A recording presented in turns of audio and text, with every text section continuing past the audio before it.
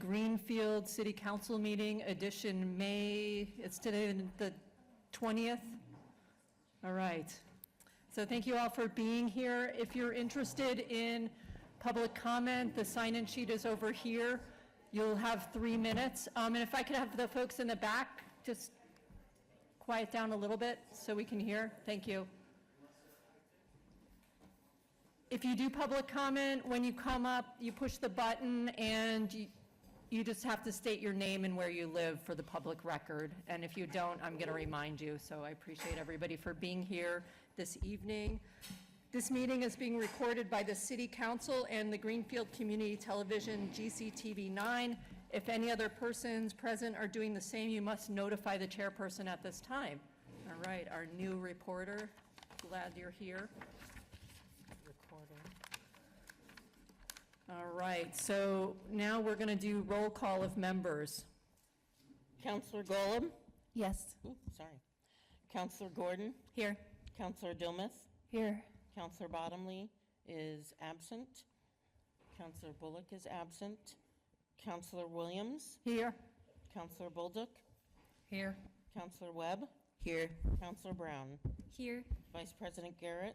Here. Councillor Minhas? Here. Councillor Sipisanels? Here. President Wondolowski? Here. You have a quorum. Thank you so much. All right, our first order of business is the Pledge of Allegiance, which is voluntary.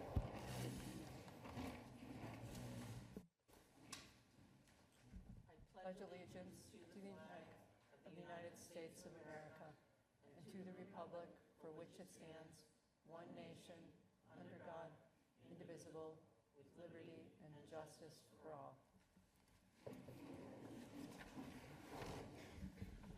All right. Our next order is to approve the minutes from February 25th, March 18th, and April 21st. I'll take a motion, and that's on page 8. So moved. Second. Do I need to read it? Could you read it for me, please, Max? I could. Who seconded it?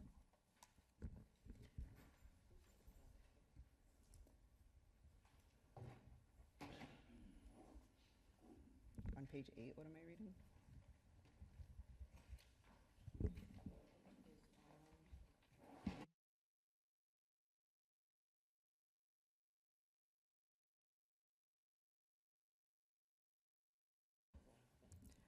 I move to approve the February 25th, 2026 regular meeting minutes of the Greenfield City Council and the March 18th and the April 21st minutes. Second. Thank you. All in favor, say aye. Any abstentions, opposed? All right, thank you. All right, so first up is our communications from the Superintendent of Schools and the School Committee. So welcome, Superintendent.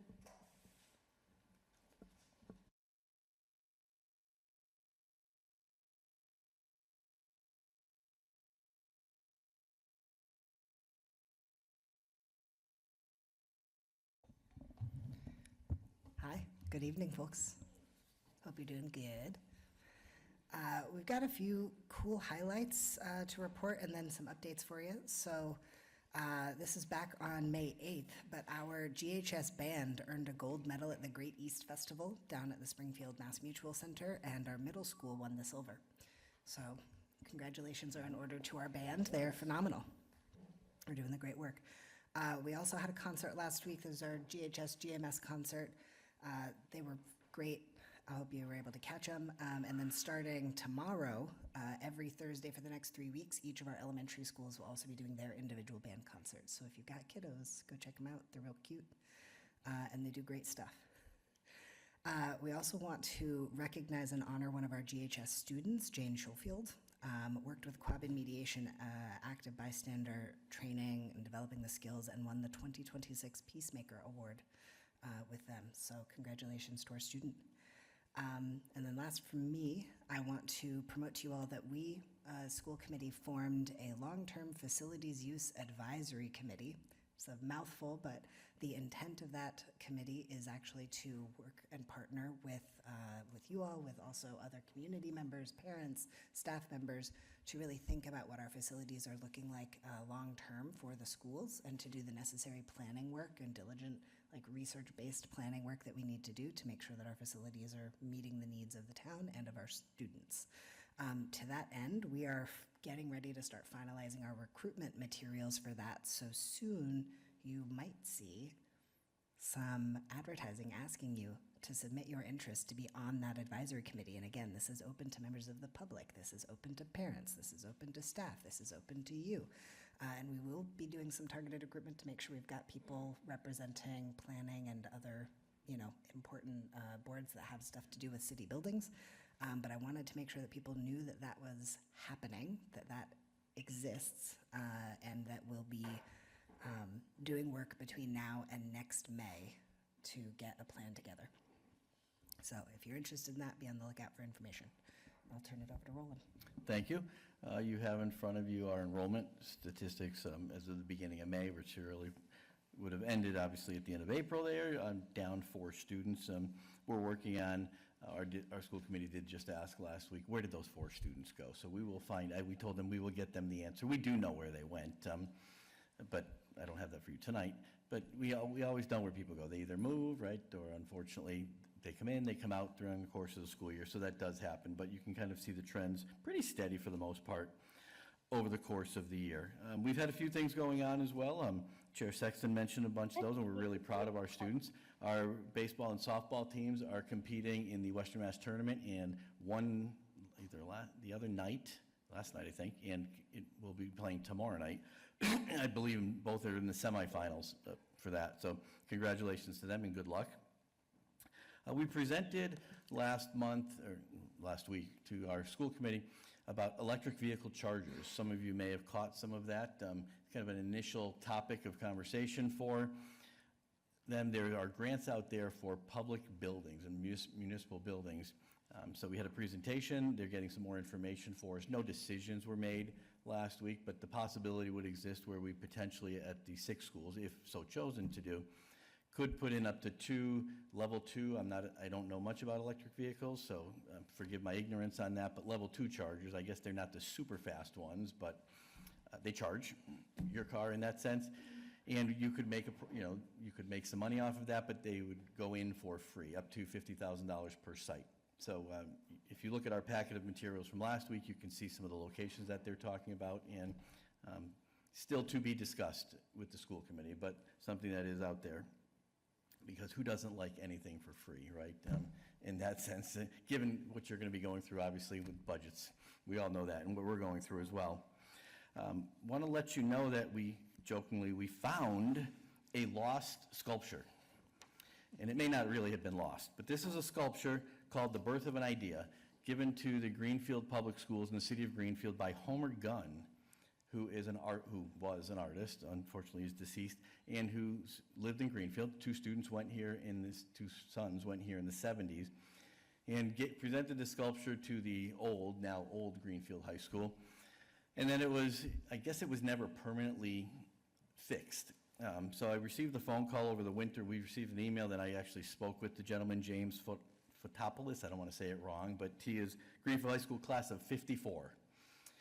And recalls this sculpture being picked up and moved throughout, but a pretty big one, about 6 feet by 6 feet around. It was brass, not bronze. It's brass, but it was moved. So eventually, I guess it is in storage. We know where it is. It is in city storage. We have found it, and we presented pictures to the school committee last week, talked about it, possibly in the future applying for a community preservation grant to maybe get a base for it and have it somewhat permanently installed. But if you ever look up Homer Gunn, you'll notice that he has actually given other sculptures to the city of Greenfield. One is, as I'm coming down Main, taking a left on Federal, right at the bank, there's The whale tail. the whale tail, I call it. You might see it right there over the War Memorial. There's a few in there that are by him as well, too. So, thanks to Jim for bringing that to our attention and hopefully getting that back somewhere where the public can observe that and honor what he gave to the city for that. And his wife actually taught in Greenfield as well, too, during the time there. So just wanted to bring that up to you. You may have heard at times, I know we've had people talk about our volunteer policy with the Greenfield Public Schools, and it may be too stringent.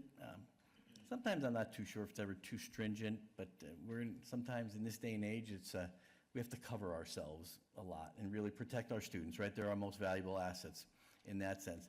What's made it difficult on people is that when we have to do fingerprinting, and some of you may have to do it in life for jobs, or if you ever wanted to get TSA pre-check, et cetera, there used to be a facility at Staples in Greenfield where you could go, and there, a little section of it. That closed last summer, fallish. There was one in Athol. The Athol one just closed about a week ago. So our residents have to go to Westfield at this point. We did get notice that they are looking to place one back in Greenfield. This is in Dentigo. It's a national service for the federal government. That being said, I do think there are times we've looked at it, we've talked with some of our subcommittees, with the school committee. There are times where I don't think people need fingerprinting. It's definitely still Corey. If they were coming in, for example, maybe you were coming in to read to a classroom. You're going to sign in, somebody's going to walk you down the hallway, you're going to sit in front of 20 students with a teacher, maybe a paraprofessional, you're going to read for 15 minutes, and then you're going to get walked back out the door. Definitely we would still Corey check you on that and do that, but we will be relaxing fingerprinting for times when we don't believe people have, alone time with students. So we'll be working on that, because we have heard that loud and clear from people. We want people in our schools, but we want people safe as well, right, and our students safe. So we'll get that happy median on that. But if you were still going on a field trip with a student, you would still need a Corey and fingerprinting for that. But it would be for the quick hits where people are running in and out of the building. Our teachers have their final professional development day this Friday, so it is a half day for students, to all those parents and students out there. And tomorrow, our Federal Street School has Girls on the Run. Some of you may have heard about this program. It's where we have some staff members who are working with young ladies, young women, running, building up their endurance, and they're running 3 miles tomorrow at the high school track after school. It's kind of their finality for that, so I'll head over there and see that. It's always great to support, obviously, people being athletic, moving, running 3 miles. I will not be joining them in the 3-mile run. I will be cheering on the sidelines for that, so congratulations to them. And just a reminder that we will have extended school year, summer school this year, as we have in the past. And I do want to briefly touch, and it's going to be brief, we spent some time last night with your Ways and Means Subcommittee, if it's a subcommittee, I believe. I don't want to misrepresent anything, and presented our version of a budget, which we have, and we were appreciative of the mayor's budget. The mayor's budget did add some funds to the school this year, but there's still a delta, right? There's still a difference from what it would take to run everything we're running this year and transplant that into next year, which would equal no staff loss due to budget and no program reductions. We were able to make some moves within our own budgets. We've heard you loud and clear, not just you, but our own school committee members, the public, about using revolving accounts, excess money, excess and deficiency, some of those things, vacancy savings from this year. So last night, I was happy to say, that we did not ask for any additional funds from the mayor's budget or from the city council. So I know you still have a lot more work to do, and I know that other departments still have their time coming up. But I think we're proud of the fact that we're not putting you in a bind this year, right? And we're not promising every year in the future. We know that. There'll be some tough years, but if we can help out, we've heard it loud and clear that we should help out, and thanks to the school committee, we did. We think we did anyway. So hopefully the rest of your meetings and deliberations coming through the final budget passing next month are a little easier as a result of that. And that is all I have. Thank you. And just thank you for a really thorough presentation of the budget. I watched while I was making deviled eggs last night for the school. Ooh, tonight. deviled Did you make it over to the? No, deviled Okay. eggs. But anyway, really appreciate that you all listened and were really clear in your presentation, so thank you. I want to open up any questions from counselors.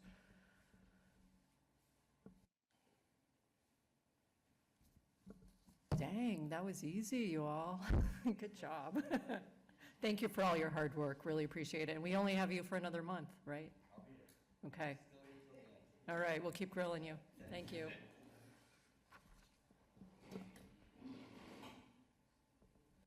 All right, at this point, I'd like to invite up the mayor and anyone else she wants to bring up with her.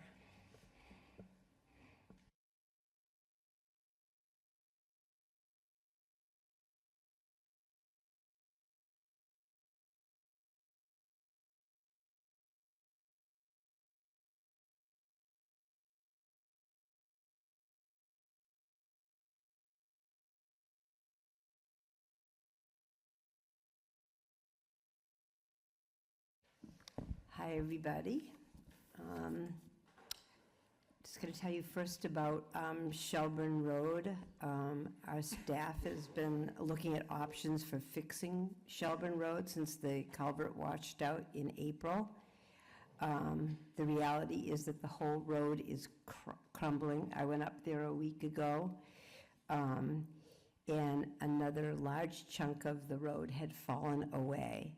So a repair would require much more than just fixing one culvert. Our estimate is around $20 million to get the road reopened, and a project of that scale is actually beyond the city's means right now. We're staying in touch with the residents on the Shelburne Road side of the washout. They understand that the road will remain closed for the foreseeable future. We've made arrangements so that our partners in Shelburne will respond for emergency services. Greenfield will still respond, but Shelburne's agencies will dispatch to ensure that help arrives quickly.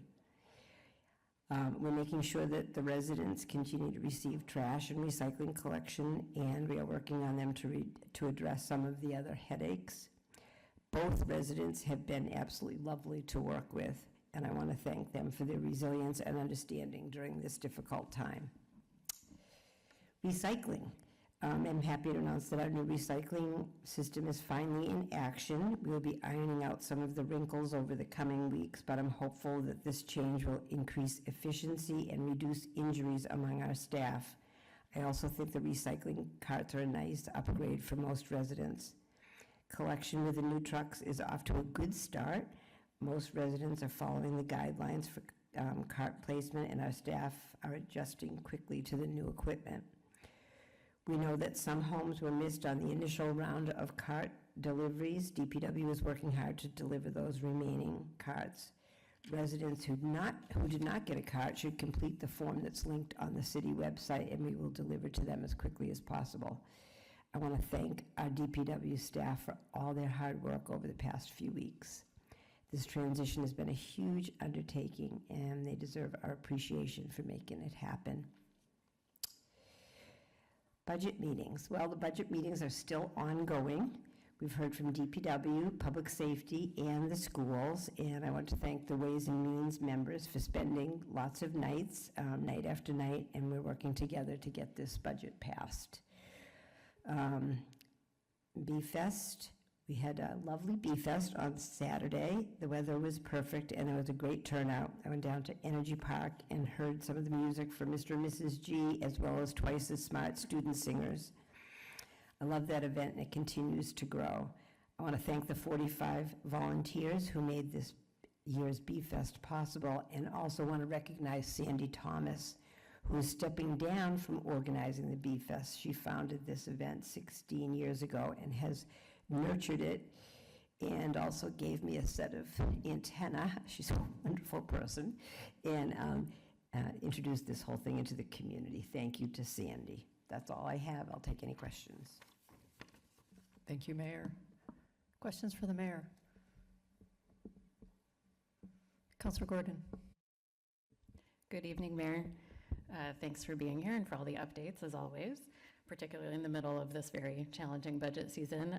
First, I want to also echo the thanks to DPW and everyone that was involved with getting the recycle carts out there, because even just waking up on Tuesday morning and seeing all the blue carts out on my street was more exciting than I actually thought it would be. It was really great. And I know a lot of work has gone into it over a long time. I have a question that's unrelated to any of the things that you mentioned, but I have Eversource electricity, and yesterday, or possibly Monday, there was an outage that I think affected about 1,700 people, if I understand correctly. And I called Eversource and was told that it was actually an outage that was due to an official request from the city that had something to do with public safety. And I think it's a rare thing. They didn't know exactly, the reason for the request. And I'm sure that there was a very good reason, but I just wondered if you can offer any more information, if that's something the public can be privy to. I can't, so I'm just going to look back to see if anybody else knows more about that. Anybody know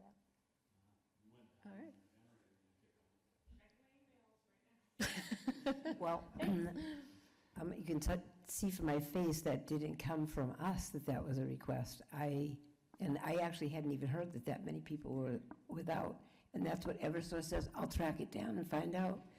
But I actually can't imagine what that would have been for, so thank you for letting me know. Yeah, thank you. And it may have just been miscommunication. It may not.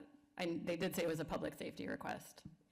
He said it was from the city, but that might have also been a mistake on their part. But yeah, if you find anything out, I'd be curious to know. Thank you. Councilor Webb? Hi, Mayor. I just wanted to say in front of everybody that I wanted to thank you that we don't have to have a budget where we're cutting unnecessary things from schools, and we're cutting, we're not cutting people. We're also not voting on a Prop 2.5, and I see our neighbors in the South doing that, as well as cutting after-school programs and extracurriculars, and we're not dealing with that. So despite how troubling it has been, that is a huge relief, and thank you so much.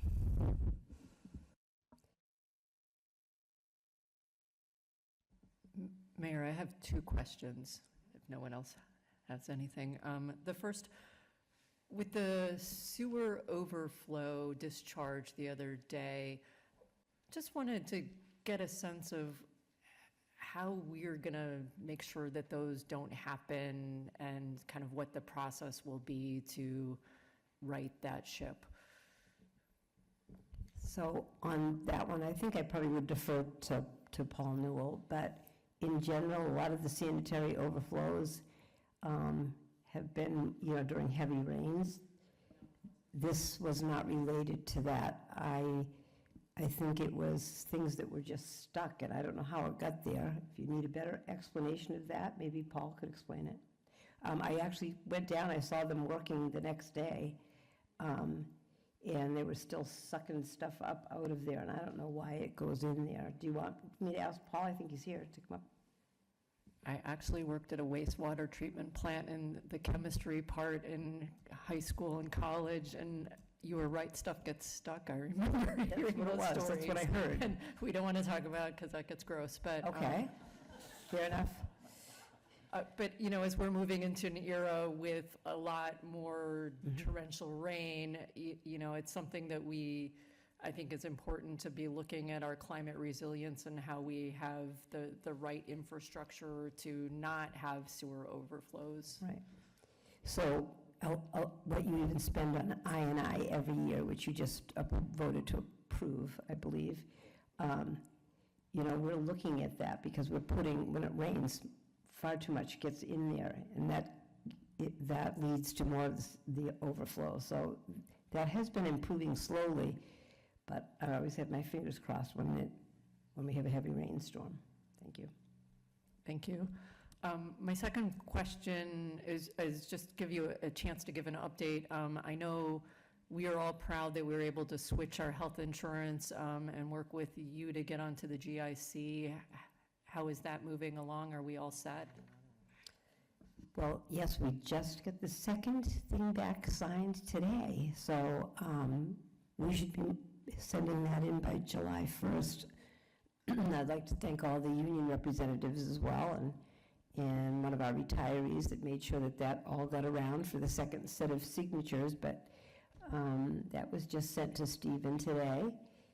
So that is huge news that everybody agreed, and then we had to finalize the last draft and to get that signed by everybody and have it handed in today. We'll be able to get that in a timely fashion because it needs to be in by July 1 for us to make the transition to on January 1st. It will be an inordinate amount of work for our HR department and also for folks at the school making the transition to get everybody over to that. So I keep going in and thanking them in advance, but like most things, it's not just one person, it's a lot of people that get together to have something happen. People working together, and it's coming together nicely. Thank you, Mayor. Any other questions for the mayor? All right, well, I know you've been to a lot of budget meetings and a lot of late nights, so I'm happy to turn you loose early. Thank you.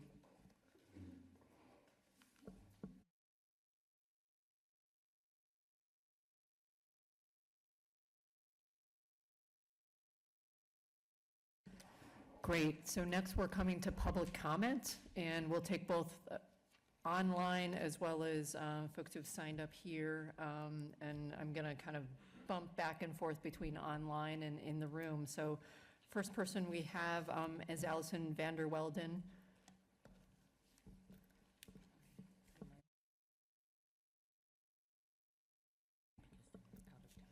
Yeah, and just a reminder, you've got 3 minutes, name and where you live.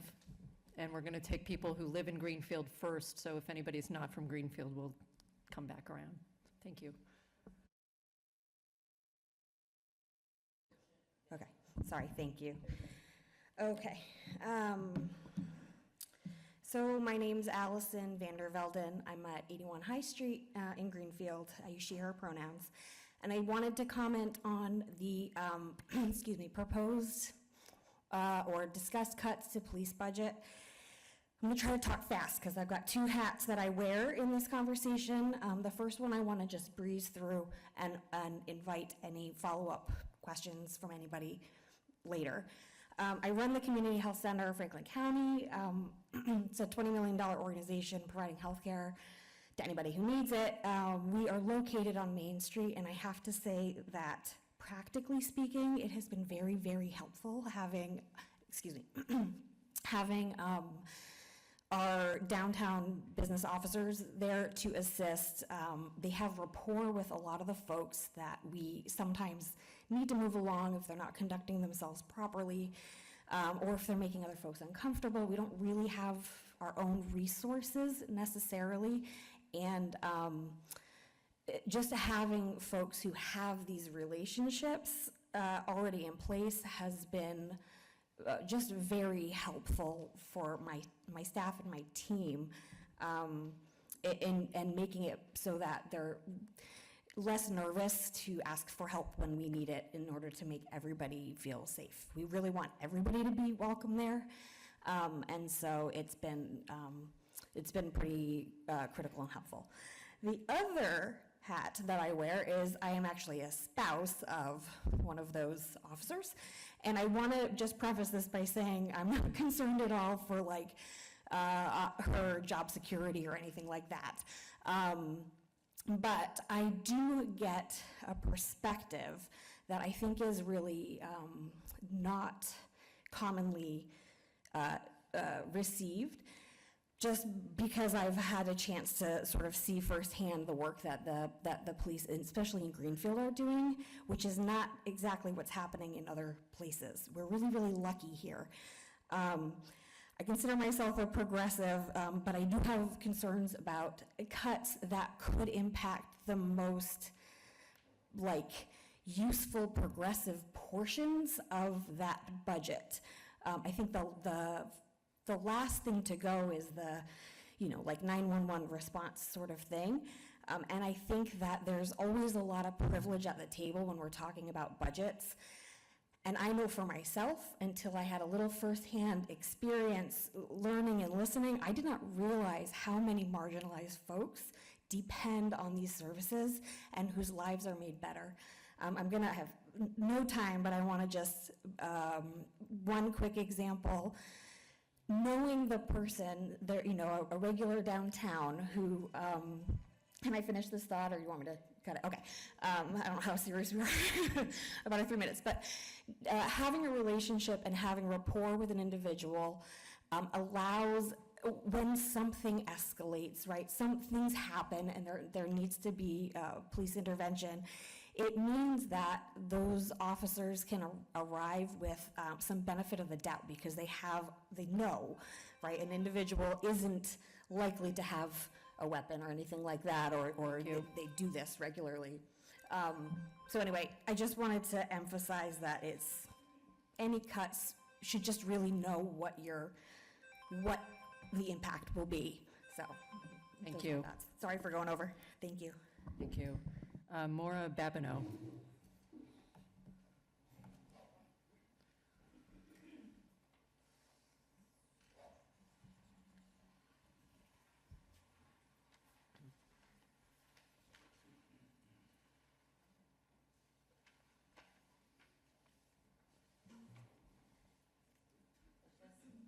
Yep. My name is Maura Babineau. I live at 111 Beach Street in Greenfield. I wanted to thank the City Council for the opportunity to speak this evening. I want to speak on behalf of the Greenfield Police Department. Our family has always held our local police force in high regard. Looking back over the years, most of our interactions with the police department has been in a first responder capacity. For approximately 10 years, my husband and I took care of my dad, whom suffered from vascular dementia and Parkinson's. These conditions severely impacted his mobility and his ability to care for himself. Over the years, as his conditions worsened, we needed to make several calls to 911 for medical assistance. It was on almost every occasion that officers from our local police department responded first. Their diligence and quick response was most comforting and helpful in our time of need. It was during this speedy police response that medical guidance was often provided to us with instructions on how to best help my father as we would await the arrival of EMTs. The most frequent reason for our 911 calls was due to episodes of syncope or passing out. It was one of our great local officers that showed me how to properly prop my dad's head up by holding under his jaw and supporting his chin to ensure his airway stayed open while we awaited EMTs. At the time, the support and guidance that the department provided was invaluable. It still is till this day. We strongly believe that the quick and consistent response helped us keep my dad at home with us, and he was able to enjoy his final years at home as he wished. Currently, my husband, Michael, right here, is recovering from a critical illness. He was hospitalized for a month in March and is now home recouping. Recently, we decided to venture out to Denny's for breakfast, and we thought the time was right to make his first post-hospital outing, as he had been doing well. Things were seemingly fine until suddenly they were not. My husband looked at me, said he felt his blood pressure dropping, and he was gone. The staff at Denny's was amazing. They promptly assisted in calling 911. Several patrons were concerned and offered to help as well. Within a minute, literally a minute, of our call for help, an officer working a detail across the street kindly responded. He was there in the blink of an eye, getting pertinent information from me and offering whatever reassurance he could that help was on the way. Fortunately, my husband is okay. The incident at Denny's led to an overnight hospital stay where it was discovered that my husband's blood pressure was getting dangerously low, which was causing him to pass out. We continue to be thankful for the police response that day and feel that having a fully staffed and fully funded police department is essential for our city. Our residents deserve this coverage. We want to stress how lucky we feel the citizens of Greenfield are, how lucky we are, that our police force is always able to respond without hesitation in our time of need. Thank you. Thank you. Thank you so much.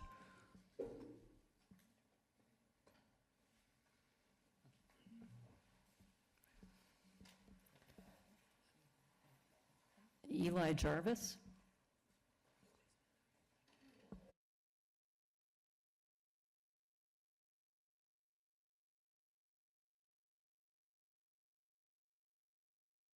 Hello, everybody. I'm at Jarvis, 76 Plantation Circle, Greenfield, Precinct 1.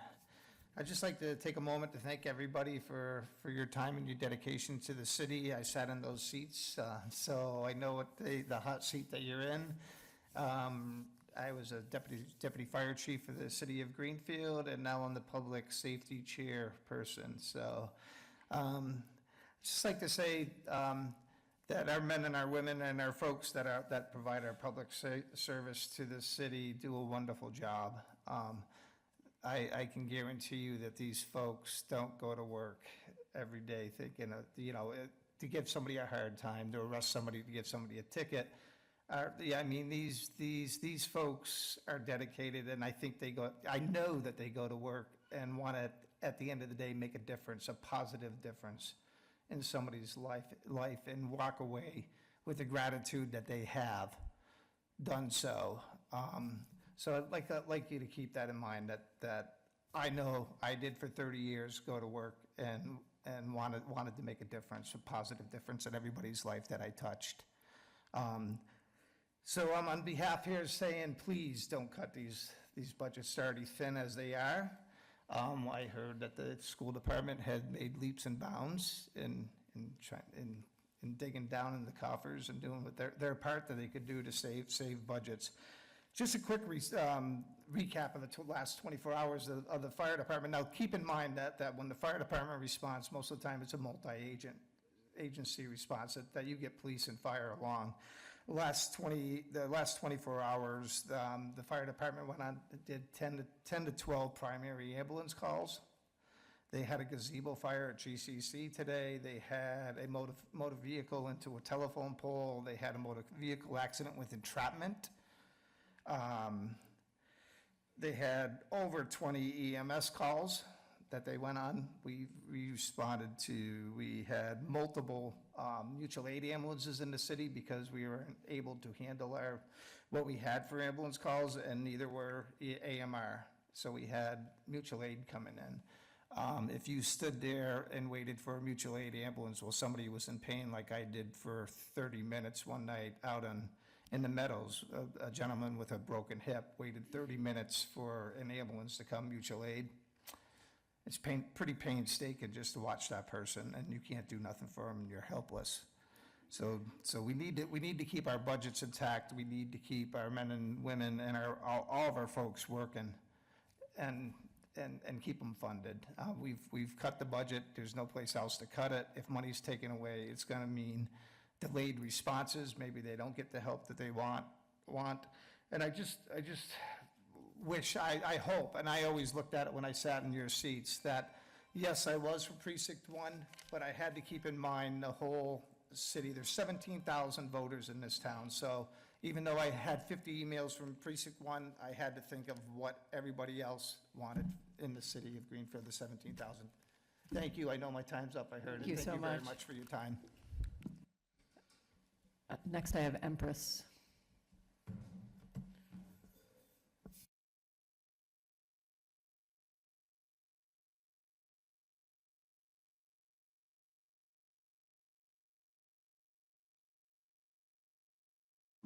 Hello, good evening. First, I want to apologize before I get started. I'm about to say some things. A lot of you guys probably never heard me talk this way, but I'm pissed off, okay? I just need your name and address, Oh, sorry. I'm sorry, Empress 91 Main Street, Greenfield, Massachusetts.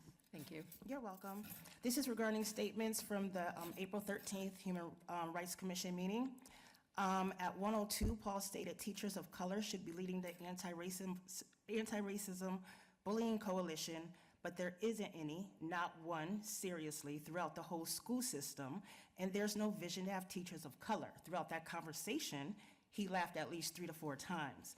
Then he went on to say, I know nothing about the Black community, except for Gloria Matlock and her work, but, and I'm stressing but, it's not a coordinated community. Well, we have a job to do, Greenfield.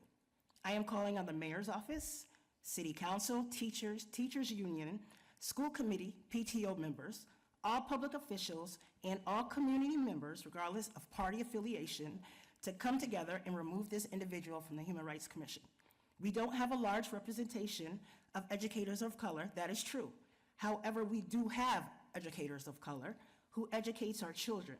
By stating his comments, he single-handedly undermines the work they do in our schools, or to be fair, he's so underconnected or ill-informed about our educators that he stated a falsehood and is lacking facts, which means he needs to shut his face and get re-educated. Second, There's so much to say here. Ladies and gentlemen, if you are confused on what passive-aggressive racism looks like, to say the Black community has no coordination in Greenfield is a great starting point. We may be small, yes, but we are mighty. And the same Black community he took the time to degrade is the same person of that community who's sitting before you tonight. Now, let me tell you the work that I've done for the Black community and the community at large for Greenfield. I worked with the past two superintendents to combat racism in schools and develop programming for youth in our community. In 2025, I partnered with David Messing and the Civil Rights Department and the Superintendent's Office and shared programming with him to assist our staff and young people on ways to combat racism and bullying. Also in 2025, David Messing and I started planning on going to Light and Woods, Oak Courts, and Greenfield Gardens, and we will be going there next month together to speak directly to families who feel their voices has not been heard. And that starts in June, and this is going to be an ongoing collaboration where we're going out and meeting with these families. In closing, once again, he needs to be removed. Individuals like him, especially with an official title, are poison to our community.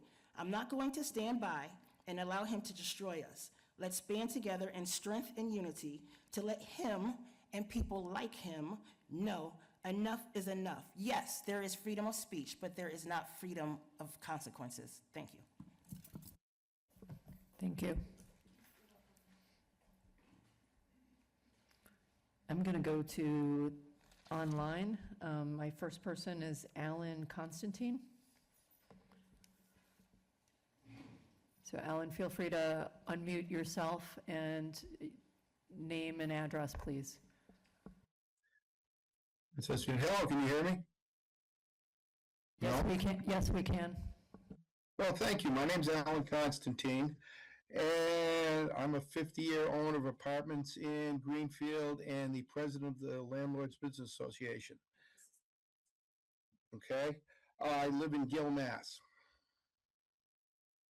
Now, I'd like to talk about the proposed initiative to limit rental increases.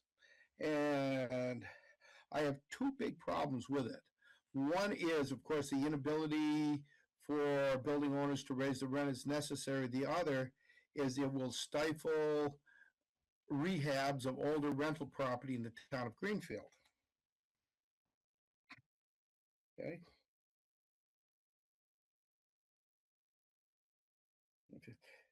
If this proposal goes in, landlords will have to raise their rent yearly because they're not sure what's going to happen again. Since I've been doing this for 50 years, I've never raised the rent every year.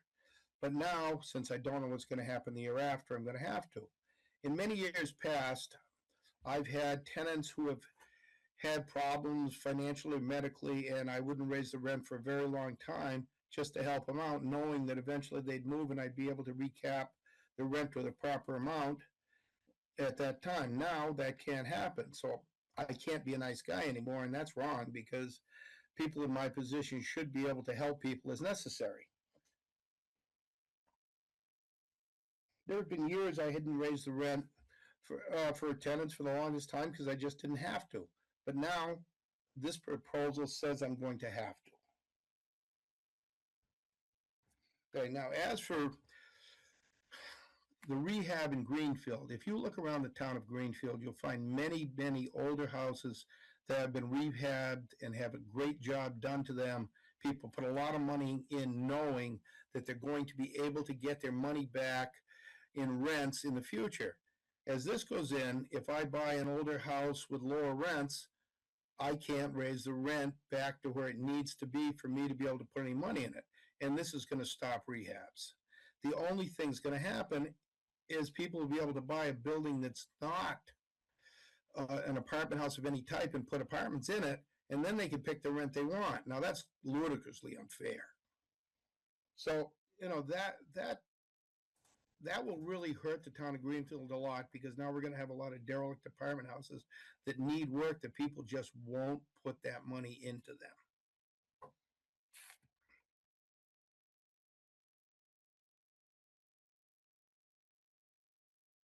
So anyway, if this proposal goes in, You're going to hurt a lot of landlords who are not going to make enough money, and people like me who I've worked full-time, and this is just a part-time thing for me, and I've done it for years, and I'm now retired, and I just have a couple houses, and I do it. It's going to hurt the town of Greenfield because all those houses that need work, people just, they're not going to work on it. They're just going to be left alone. It's going to hurt the town of Greenfield because there's going to be less buildings out there that you're going to be able to tax, and you're going to have lower revenue. So I really think we need to vote against this proposal. It is not good for the community in any way. Thank you very much. Thank you so much. Next, I've got Madden Aaliyah.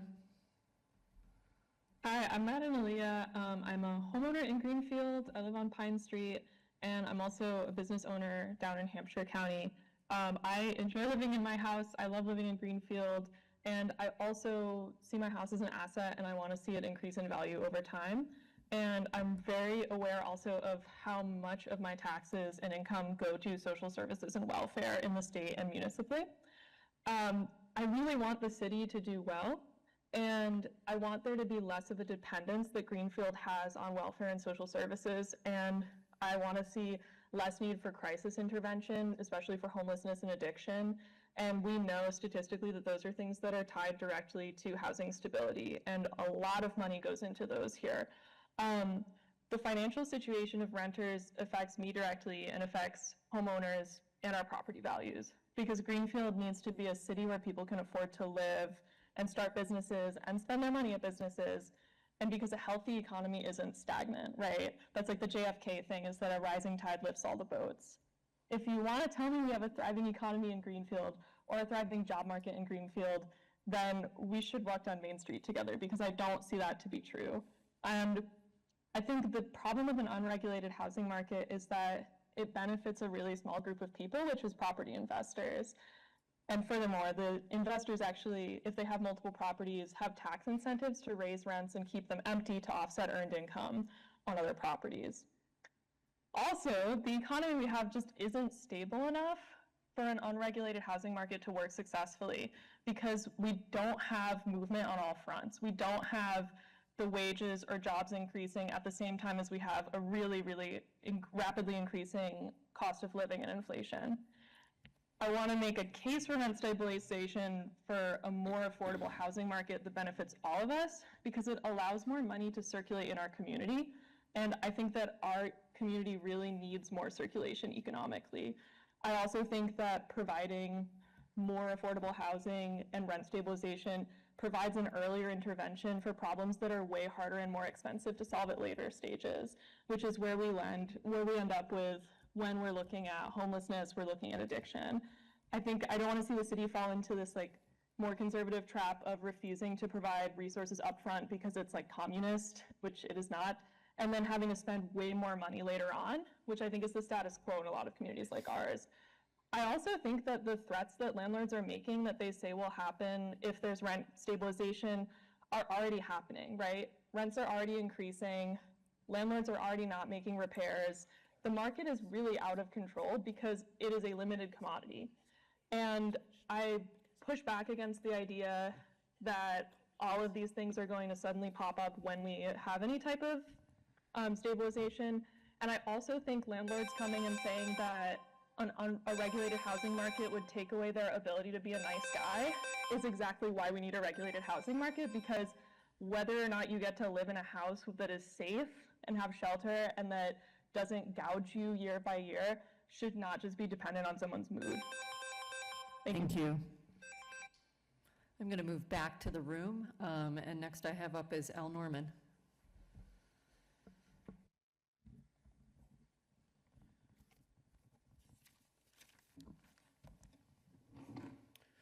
Councilors, my name is Al Norman, Grinnell Street. I'm here this evening to repeat what I said last October of 2025 when I wrote a column in the Recorder supporting rent control, rent stabilization, whatever is the vogue word now, for the very simple reason that I have spent many years of my life trying to see affordable housing in Greenfield, whether it was lobbying Ted Kennedy's office for the Weldon to be converted into housing, or the Mill House with Silvio Conti. I worked hard to see that we would have enough housing that could be affordable to people. Now, there's a difference between, I've been told that the key to this was to just create a flood of new housing in Greenfield, and then the rents would come down. I want to tell you that there's a house that's been recently put up on the market on Conway Street. It's a duplex from a up-and-coming developer in our area, and the advertised rent was $3,200 a month. I don't believe that, without rent stabilization, the addition of new housing units is not going to mean a drop in rents. We have to have something that's clear and fair, both to the landlords and to the tenants. And I think this is the idea that the rents, the state level language is actually, I think, very generous to the landlords. You can have a limit of 5% on the rent, but you can increase your rent 5%, and the starting point is the end of January of 2026. So in other words, there's no leveling up. If you're already charging a very high rent, it's going to stay 5% higher. So it's not doing any harm to those landlords. And if you brought a unit on in the last 10 years, you're not even covered by this new law. You have to have been a landlord at least 10 years. And the small mom and pop landlord that has a couple of units in their house or one unit for rent, they're not covered either. So I think that rent stabilization is fair. I think that we have to do something to deal with the folks who are at 80% or less of the area median income, the so-called low income. Those folks are the ones who have been getting screwed by the housing problems. It's not the middle income, and it's not the upper income people who come in here from out of the area and buy a $600,000 or $700,000 house. That market is still going. That market is fine for those people. They don't need our help. It's the lower income people, and that's whenever I hear market rent, I cringe a little bit, because my focus has always been on, let's try to help people who don't have the resources to be able to afford the houses. I live next to a group home, so I know what it's like. These people cannot afford a $3,200 a month rent. So I'm urging you to vote later this evening for both parts of the motion on the state ballot issue and on the two bills that you've been asked to support, and I hope you will do that unanimously. Thank you. Thank you. Mark Zacchio.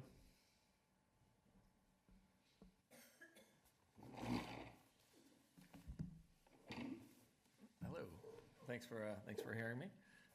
My name is Mark Zacchio. I live at 130 Highland Avenue. I sent in a letter opposing the rental registry and inspection ordinance, and I just wanted to read that out loud. Sure. I'm writing to respectfully express my concerns regarding the proposed rental registry and inspection ordinance. While I appreciate and support the goal of ensuring safe, well-maintained housing in Greenfield, I believe the ordinance as drafted may unintentionally burden responsible landlords while offering limited improvement over existing systems. Existing systems already address unsafe housing. Greenfield already has effective mechanisms to address substandard housing conditions, including state sanitary codes, compliant-based inspections, building and fire code enforcement, and strong tenant protections under Massachusetts law.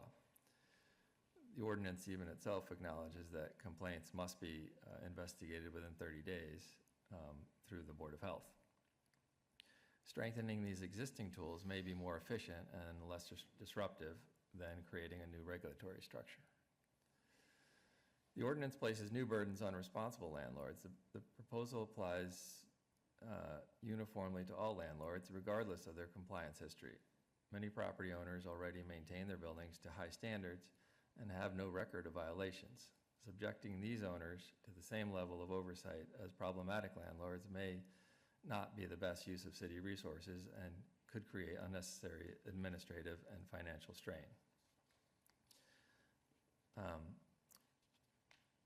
The ordinance that I read introduces several new obligations, including a $30 annual registration fee per unit, a $75 inspection fee for a unit every 5 years, self-inspection checklists that most responsible landlords already do in order to rent their spaces, posting permits and inspection forms, and then follow-up inspections and fines.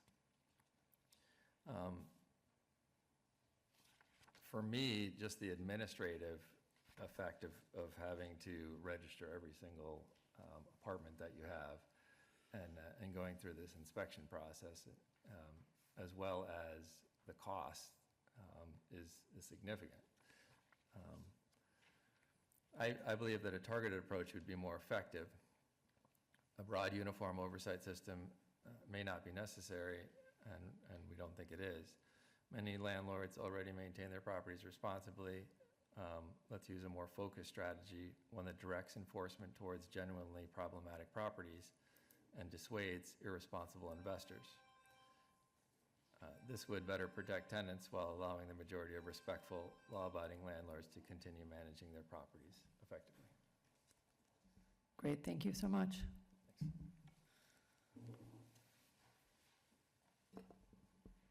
Next, I'd like to invite Kat Miller.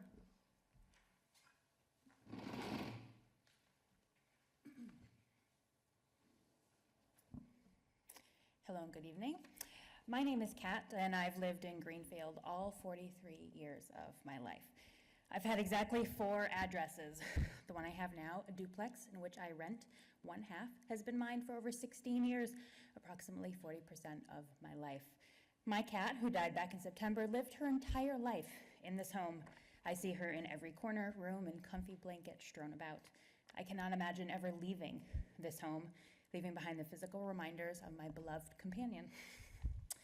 My story started with a text message from my landlord back in November. Your rent is going up 20% on January 1st. In the state of Massachusetts, a text message is not a legal form of notification for rental increase, so I asked him to send a letter at his convenience. Then I asked again, and again, and a 4th time, and a 10th time. Months went by. I continued to pay my rent at the rate I had been paying it. Mid-February, quote, I put a letter in your mailbox today. Great, I thought. Finally, I retrieved the letter and I ripped it open, reading slowly. Your rent is going up 40% on April 1st. Did I read that correctly? Did my landlord raise my rent again before I had even agreed to the first rental increase? Surely that was a mistake. After 16 years of rental history, all of it impeccable, I started to research my rights, and that's when I found the East Hampton Tenants Union. They taught me all about tenant rights, what my landlord can and cannot do, and how to protect myself. I drafted a letter asking my landlord to negotiate. I hoped he'd be reasonable, as he had once been. When I first moved into my home, it was meant to be temporary. I had just gone through a breakup, and since it was mid-November, I needed somewhere to settle for the winter. My landlord and I agreed on a rate that felt comfortable for me. Quote, I care more about having a good tenant than charging top dollar. He said almost those exact words to me. My landlord had won the lottery years prior. He could be flexible, he said. Back to my negotiation. He ignored my request. I was told to expect that, but I shouldn't have been as surprised as I was. In early April, my landlord left a notice to quit in my mailbox. By then, I had already started to organize Greenfield's very first tenant union. We had our first meeting on May 11th, and we had almost 100 people show up. Our city desperately needs help. And my story is not unique. There are thousands of Massachusetts renters who have landlords just like mine. Landlords are going to continue to try to raise our rents to pad their pockets, to buy their 5th, 10th, 20th home while we struggle to pay for groceries and put gas in our vehicles. The lawyer helping me with my soon-to-be eviction case told me that the amount of inquiries he gets regarding unjust rental increases has almost doubled in the last year. Landlords are grasping at straws, attempting to raise rents to astronomical heights before we vote on rent control. They're scared. And I say, good, let them be scared, because I am also scared. I'm scared of being pushed into poverty, scared of leaving the place where I rebuilt my life from the ground up, and scared of leaving my girl's nose prints on the windows. I'm scared of losing my life, my security, my home. Landlords are scared of losing money. There is no equating the two. Massachusetts and Greenfield Council sitting in front of me, we need to bring rent control back, and we cannot wait another minute to do so. Thank you. Thank you. Thank you. I want to go to the folks online. E.J. Baker. Wait. You're not a hologram. Okay. Hello. My name is E.J. Baker. I live in Precinct 6. First of all, I would like to briefly reiterate my support for prioritizing funding for the Greenfield Public Schools and the rec room position, and also to reiterate my concern for what I see as a lack of clarity and transparency in the proposed police budget. However, the main focus of my comment tonight is to voice my support for the resolution in support of statewide rent control bills and ballot initiative. I moved here 3 years ago from Somerville, and while I love living in Greenfield, I also loved my neighborhood in Somerville, where I lived for close to a decade, until I could no longer afford to do so. Many people my age, and I'm not so young, I'm in my mid-30s, and younger, find themselves unable to imagine a stable future in the communities that they love because of skyrocketing housing costs. Rent control could change that. Affordable, stable communities both attract new residents and make it possible for people to put down roots in the community where they already live. When people feel like they can grow where they're planted, they're more invested in civic life and communities flourish. Both of my next-door neighbors here in Greenfield are owner-occupier landlords with close relationships with their tenants. The proposed ballot initiative supported by the resolution before the council tonight would not affect them. Rather, it aims to prevent large corporate entities like the one that owned my apartment in Somerville from making exorbitant increases in rent for aging units. Ask me how much I was paying for an apartment full of black mold. I urge the council to vote in favor of this resolution in the interest of supporting affordable, livable communities in Greenfield and across the state. Thank you. Thank you. Ella Condon, you can unmute yourself and just state your name and address. Thank you. Hi, I'm Ella Condon, Precinct 6. I have several things I would like to say. One is I'd like council to support the rent control resolution, and shout out to Kat Miller. It's very cool that you are doing that and leading that. I also want to rebuttal the person who said that we don't need a rental registry. There are a lot of tenants in Greenfield who don't report the abysmal conditions of their apartment because they would rather live with a shoddy roof over their head than no roof, and that really needs to stop. I'd also like for the mayor to fund the rec room position and just support our schools in general. And I also, of course, urge council and the mayor to be more critical of the police department budget. The police department continues to fearmonger about everything under the sun whenever they are faced with budget cuts. It causes people to be highly uncritical of their budget, whereas many other departments, and specifically the school department, is scrutinized to no end regarding their budgets. I specifically think of a few years ago when the police budget was cut, and then several months later they presented the COPS grant. It was sloppy, it was last minute, they fear-mongered, and it was passed uncritically, and now we have a 4-year financial commitment. Whereas the DPW, when they presented their grant for getting new recycling trucks, I think it took almost a year for them to get approval, for city council to approve that grant. I just really wish the police department faced the same scrutinization. Thank you. Thank you. Adriana Piantadosa? Hi, yes. My name is Adriana Piantadosi. Sorry, let me get settled here. I was moving around. My name is Adriana Piantadosi. I'm in Precinct 6 at 74 High Street.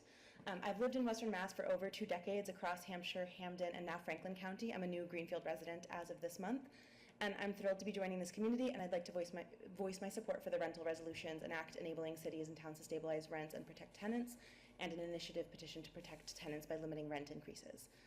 As a renter for my entire life, I've experienced housing discrimination, landlord property neglect, and illegal actions. As an example, as a child, I experienced a landlord attempting to evict my mother and myself when we requested that fire code repairs be made. I've also been lucky enough to have a positive relationship with a few landlords, but that is the rare exception and not the rule. With increased gentrification and market trends, as well as property management companies swooping in to purchase and barely maintain properties, so many renters simply cannot afford to live here, and if they manage it, the quality of their homes are subpar. I am not able to afford to live here as a working class person on my own. I work multiple jobs, and I'm also pursuing my master's degree at Smith School for Social Work. When I was first looking at apartments in Greenfield this year, I was disheartened to see the prices and the quality of housing. I hear landlord concerns about being able to charge what they need to repair the buildings, and rents for 1 and 2 bedrooms are at and above $1,600, $1,800, $2,000 already, and more. If landlords are not budgeting appropriately to maintain their properties, that shouldn't be on the backs of tenants who are paying more than their fair share. Wages are not responding to the inflation and astronomically rising rental costs that simply do not reflect the quality of living that people deserve at a baseline to maintain our health, dignity, and safety. I question the state sanitary codes discussed earlier when apartments I viewed in Greenfield had what appeared to be visible mold growing on ceilings, as well as fecal matter smeared on unwashed bathroom walls, torn and filthy carpets, and more. This is the quality of housing currently available at multiple properties in our community, and it's unacceptable. And the sad reality is, renters don't have the mobility or leverage to demand safe, clean, affordable, quality housing. I want to thank City Council for bringing forth these resolutions, and to the other folks like Madden and many others who are speaking in support of affordable housing in their public comments. I want to urge City Council to please vote in favor of these resolutions that will protect tenants and improve the accessibility and well-being of our community. Thank you for your time and consideration. Thank you. I'm going to come back to the room, and I have Dion Casanova.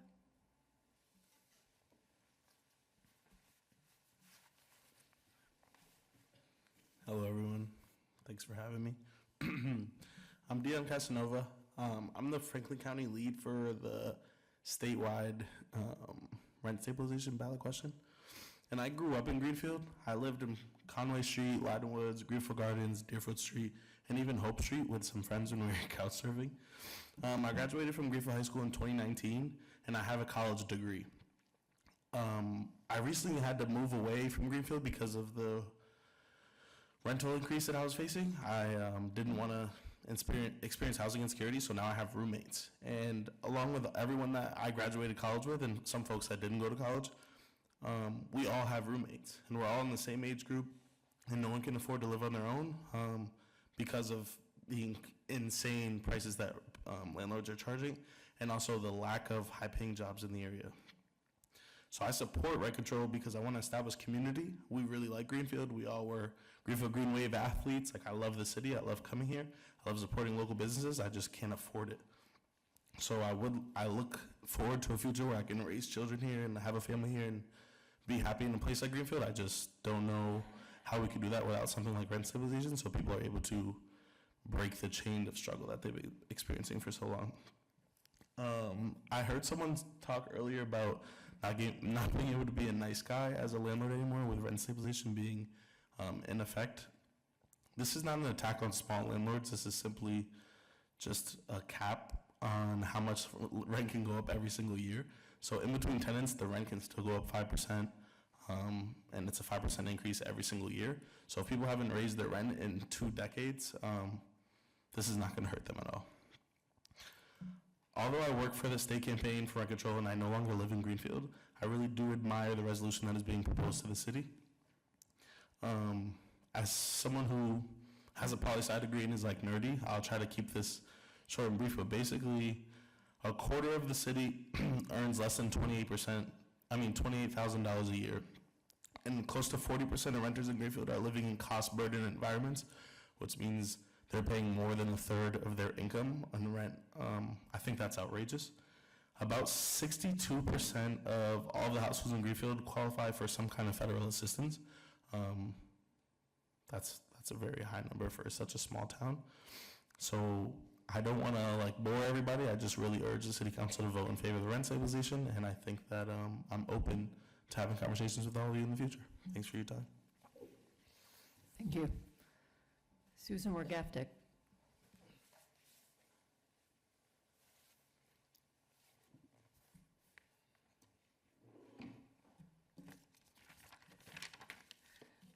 Good evening. My name is Susan Wargaftic. I live at 45 Forest Avenue in Greenfield, and I'm a member of the coordination team of Housing Greenfield. Thank you for allowing me to speak. For the last year, Councilor Garrett and I have been working to develop the rental registry ordinance. During that time, we have spoken with the health director, the assessor, landlords, and relevant officials to ensure that we are putting together something that is useful, valuable, and doable. The concept for this ordinance came from an initial idea from Housing Greenfield. We wanted to ensure that all tenants in Greenfield, had an understanding of their rights. We went to various agencies in the city and found that no one had a complete list of the rental units in the city. The health department, the building inspectors, the assessor, the fire department, and the police all had lists that they used, but there was no common list which included all concerns or violations, or just basic information like how many rooms an apartment had. This was more than a cause for confusion. It meant that the city as a whole did not have a full understanding of the number and types of rental units within city limits. To begin to get a handle on this information, Housing Greenfield applied and received a small grant which allowed us to do a door-to-door survey of several key downtown areas which had concentrations of rental properties. Using a list provided by the assessor's office, we learned that there were rental properties that were not on the assessor's list. We identified those properties looking at the multiple mailboxes and also multiple electric meters. We also discovered that the condition of some of the rental properties was questionable and should be checked for safety. Our present system of dealing with health and safety concerns was to wait for a complaint to come to the health department, the building inspector, or the police. There was no proactive system to ensure that rental housing in Greenfield was generally safe. We then researched what other towns and cities were doing on this issue. We looked at large cities like Boston and Los Angeles and communities closer to home such as Amherst, Hadley, and Northampton. The document that you will have for your next month is a culmination of that research. Our goal is that the rental housing in Greenfield be safe for everyone who lives within it, and that all relevant city agencies have a common understanding of where those rental properties are and that they meet a common standard. On the question of rent control, I'd like to say that the rent control referendum that is slated to be on the ballot is not the legislation I would have chosen.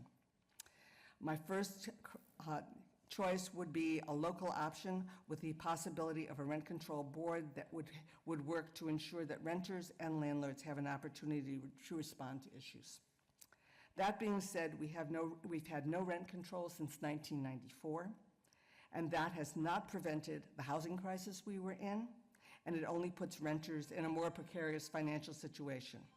Please support all the rent stabilization options, including the rent control referendum. As limited as it may be, things need to change. Thank you. Thank you. Pamela Goodwin.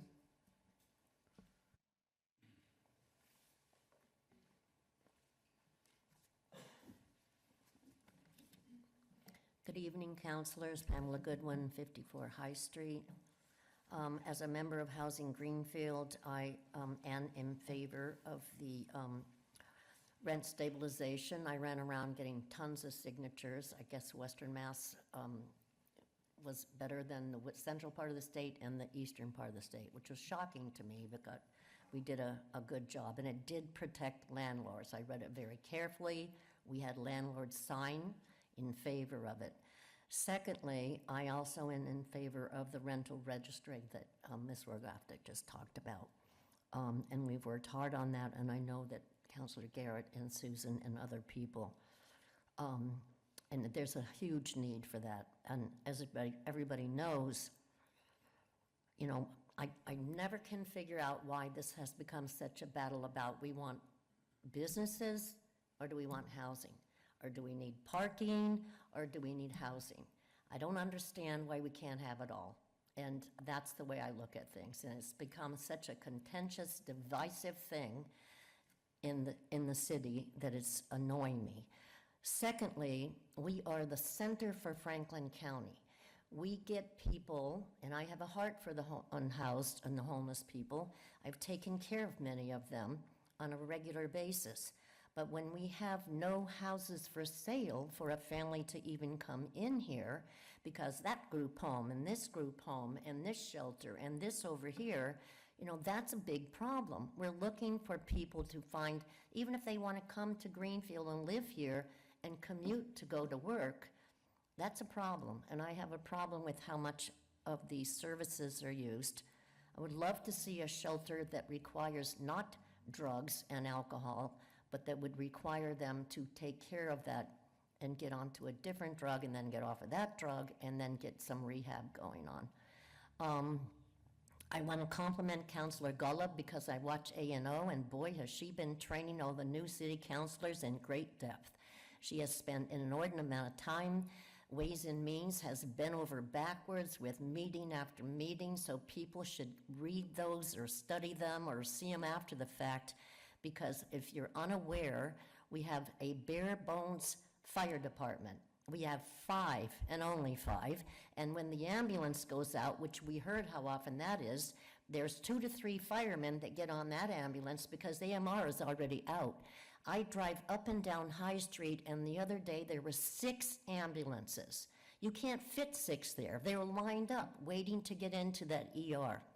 So tying into that, this is the elephant in the room that has nothing to do with this, but I'm gonna see if this shows up on camera, because I've been working really hard with Suzanne Love, my daughter-in-law's per diem over at that hospital, and we should really support these people, because that's gonna either, and it's bare bones over there, believe me, you wait for hours in that ER, and they have very few people on board.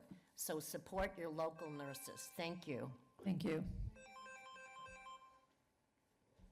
All right, I'm going to move back to online, and I've got Mike Lovett up next. Hi, Mike Lovett, Precinct 5.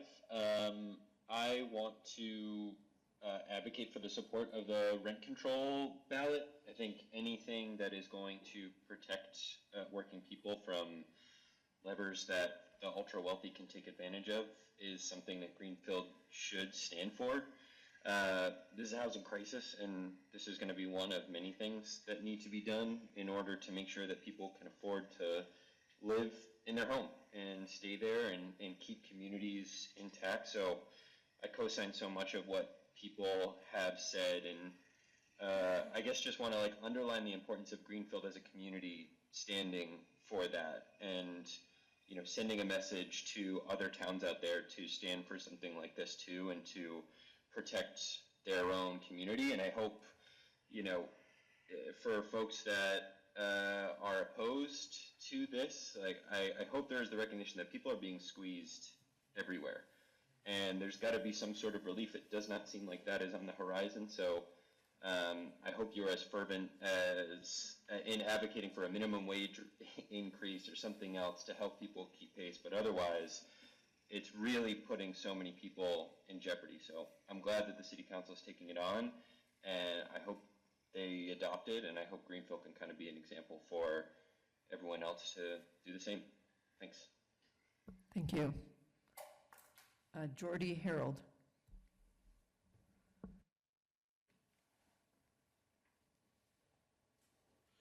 Hi, and thanks for giving me the opportunity to speak.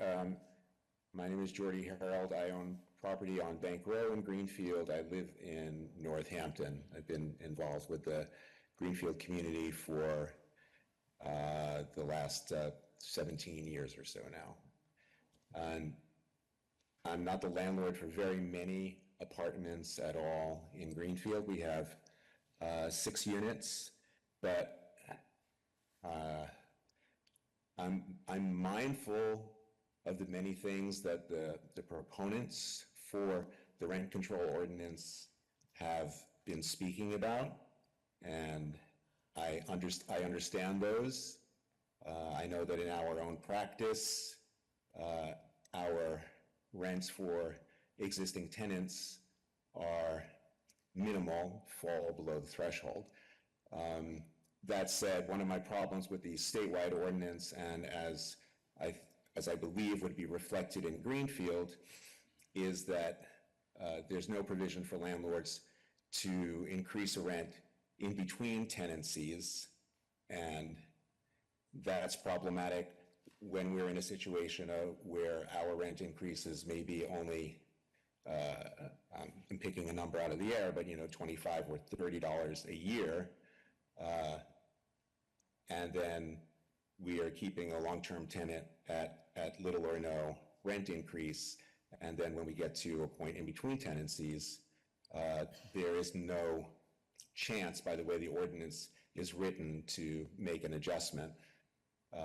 I would say that the units that, at least that I have, are all units that were newly created in Greenfield. That is, they were derelict buildings that we took on at the very town center on Bank Row, and created places not just where there are businesses that hadn't existed, like Catawba Coffee and Magpie and Mana House Korean and the soon-to-reopen Bear's Den, but we created apartments where there weren't apartments and added to the housing stock, and the actual rents of those were very related to market. But at the same time, there needs to be some kind of flexibility for landlords, and I don't, believe in, the scare tactics or whatever. Well, the heat only has to be at this much, but we allow unregulated heat, or that kind of thing. I mean, those are, I don't know, misplaced in the conversation, but there are real numbers that impact landlords. Our insurance went up 27% on the buildings in Greenfield, 2025 to 2026, and 100% over the course of the time that we've owned the buildings. And so, as a landlord, you still need to service everything that's related to the buildings. The electric is up 13% year over year. The gas, and these are all for included services that are included within the rent, is up 19% year over year. And so I'm not saying what the exact answer is, but there also has to be an educated look at this that is more than just an us-them situation. So, I like to think of our properties as legacy properties that are going to stay with the family, and we're not going to, just sell to the next possible owner. But we do have to have a viable path. I think people also talk about, are throwing around the 5% increase quite a bit, and that's actually not the way the statute is written. The statute is written to a maximum of 5% or the rate of inflation, whichever that is. So you have a 2% year, and you have $1,000 rent, and the rent goes up $20, but the gas for that apartment has gone up $1,000. So over the course of the year. So what do we do? So I'm not here with an answer. I'm not here to be oppositional, but I'm here to say that we have to really look at what the situation that Thank you. find ourselves in. Thank you. Next, I have Dawn B.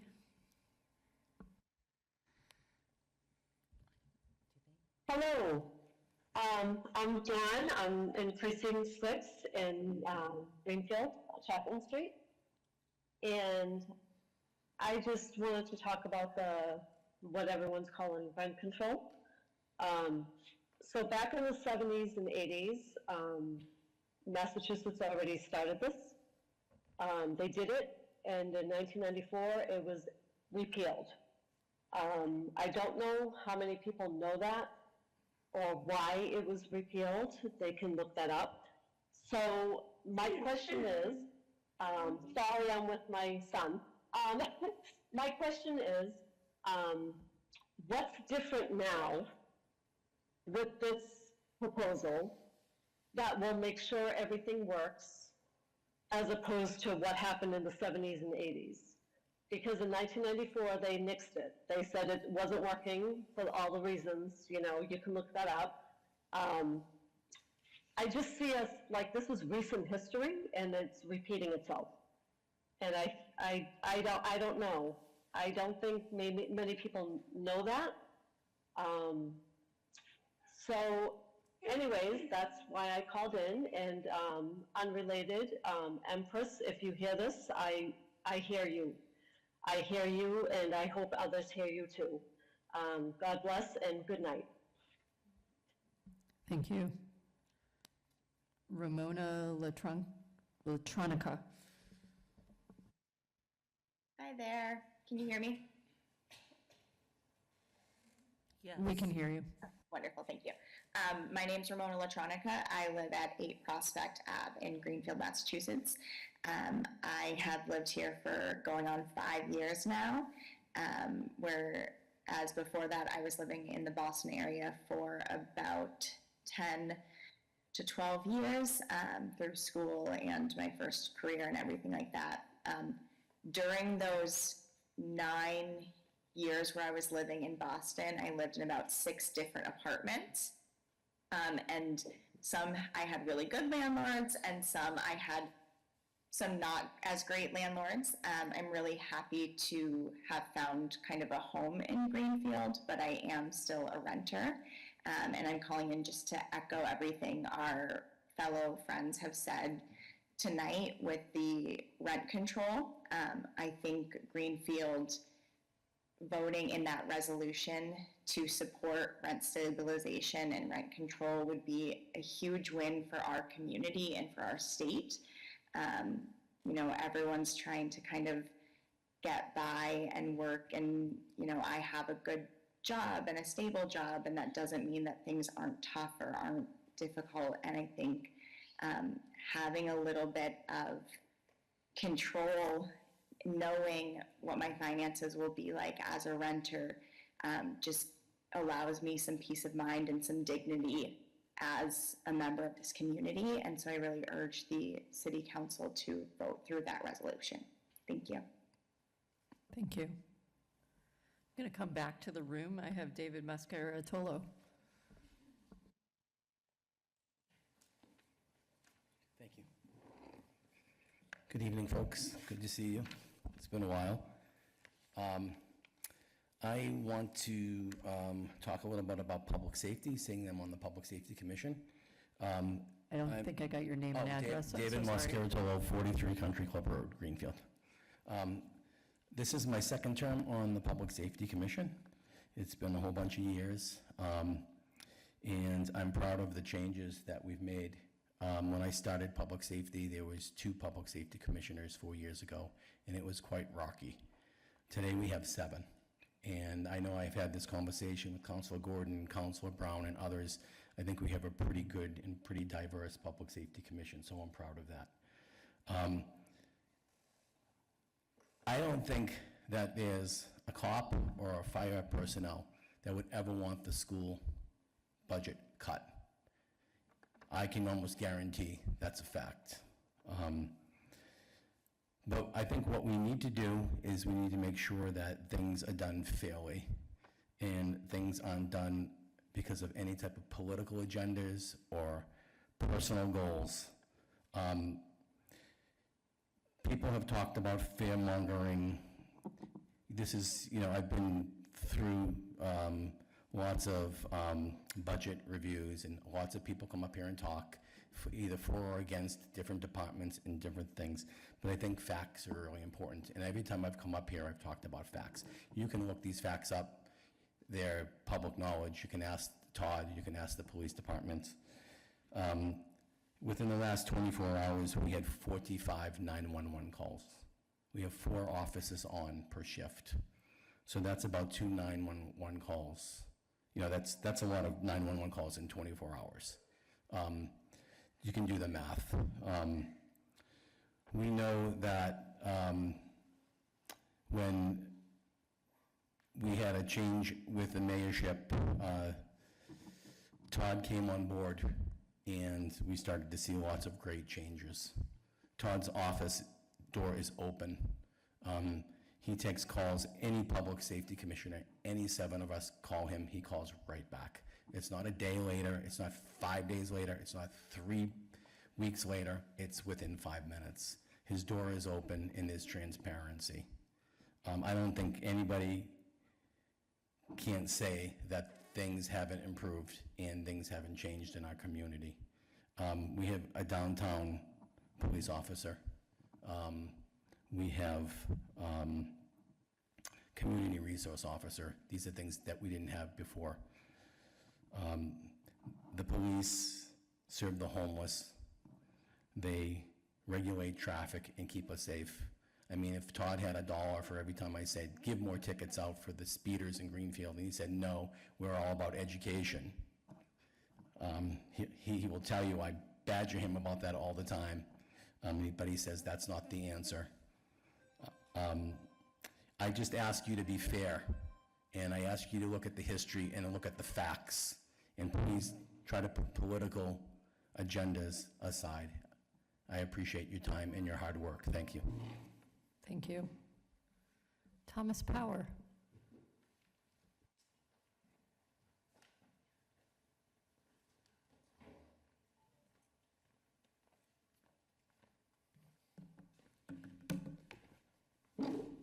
Hello everyone, my name is Tom Power. I live at 41 Solar Way, and I'm a union representative and a member of the executive board of the Western Mass Area Labor Federation. Although my comments tonight are my own opinions and do not necessarily reflect the organizations that I'm affiliated with, and I'm here to speak in support of the rent control ballot measure because while now I do own my own home, I was renting just a few years ago, and when I was a renter, I lived in fear because the rent was too high and it was going up too fast and there was nothing I could do about it. And so this measure simply puts a cap on excessive rent increases with carve-outs for small landlords, and that is good, but I think this measure is fair. Now, you may have gotten some emails with some very scary statistics. But look, anyone who's been a part of a union organizing drive knows that the employer will say anything to get the workers to vote against the union. And their tactics are fear, division, doubt, uncertainty, anything to sap people's confidence and get them to just throw up their hands and say, there's nothing I can do about it. Nothing's going to change. Might as well vote no. And that's exactly the sort of thing that I see when I read documents like from the Center for State Policy Analysis. Like, where are they coming up with these numbers? Seriously, because if you read the methodology section, it's not exactly comprehensive. I don't believe it anyway. So that's why I'm asking you to have the political courage to vote yes on this, because I think that it's fair. And thank you. Thank you. Hannah.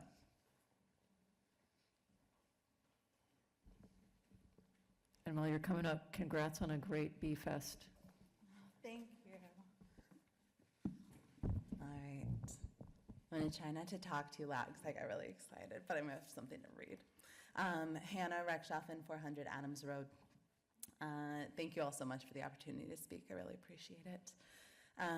My name is Hannah Reckshoffen. I'm the executive director of the Greenfield Business Association. I'm a Greenfield resident. I'm deeply involved in many community-facing organizations, committees, and initiatives throughout the city. I'm also in my final year pursuing a master's degree in mental health counseling because I wasn't busy enough.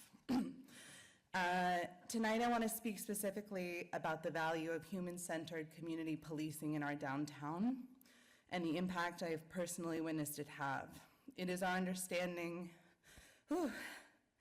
that the downtown community policing program is at risk due to budget constraints. That's what we've been told.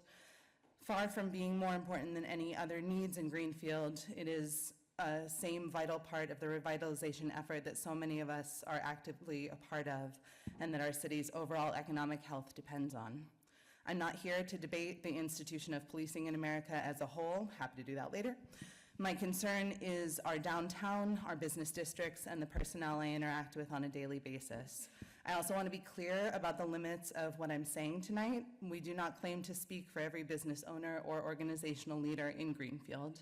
We know that perspectives on policing vary widely, and I can only speak from what we at the GBA experience every day in the downtown core, through our direct interaction with business owners, with workers, residents, visitors, and people in crisis. Over the last year, we have witnessed firsthand the impact of preventative relationship building, compassionate engagement, and skilled de-escalation practices through officers like Officer Smith, Officer Cloutier, and Officer McLeod from the Sheriff's Department. Their presence has demonstrated that true public safety is not created through reactive enforcement after a situation has already escalated. It is created quietly through trust, familiarity, communication, visibility, and capable intervention. We do not want a downtown where officers remain in their cruisers, disconnected from the daily life of the community, only appearing when something has gone wrong. We have seen the difference that approachable, relationship-based policing can make in a district where people live, work, celebrate, struggle, seek help, and build community every single day. While we continue advocating for the removal of the one-way mirror film on the downtown police substation windows, we also will not ignore what we have observed there firsthand. People regularly approach that space for directions, for assistance, support, and help in moments of vulnerability, and that matters to us. During B-Fest this year, which brought more than 1,800 people downtown, I witnessed something that deeply reinforced this perspective for me personally. Near Ice Cream Alley and Sparkle Cave, an altercation involving 3 individuals began to unfold in the middle of the festival. I promise I'll talk so fast. As the event organizer, the last thing I would have wanted was a cruiser arriving with lights blazing, immediately drawing fear, attention, and alarm for families and festival goers. Officer Smith. We're happy to have you send in. I did. Okay, great. I did. Thank you. Yes. Thank you. Thank you so much. I'm sorry. I hate being the bad person, y'all. Okay, Anna Bagnaglio.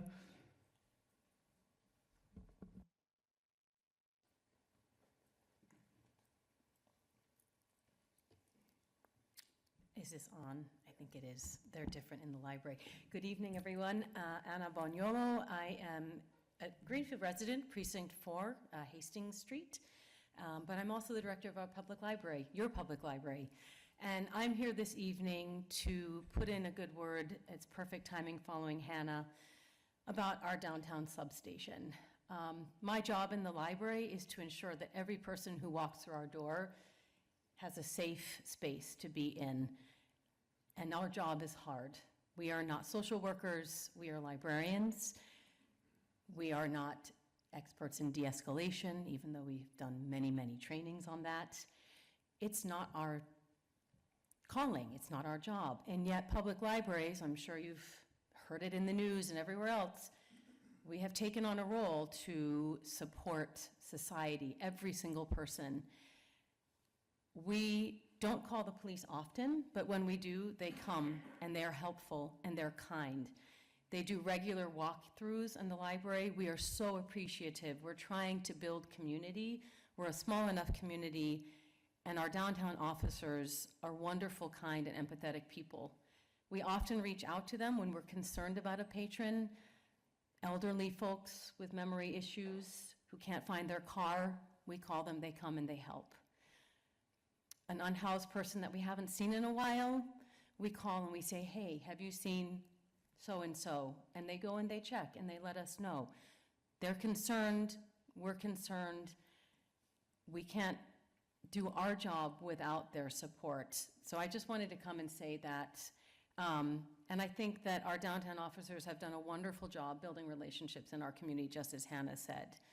I'm taking probably a $20,000 cut to my budget this year, which is significant for the library, but I am happy to do that if it allows us to continue to maintain our relationship with our downtown substation and our officers. So I'll be seeing you all at Ways and Means, or some of you at Ways and Means, and I'm happy at any time to talk about safety in the library and how the collaborations work with our community. Thank you.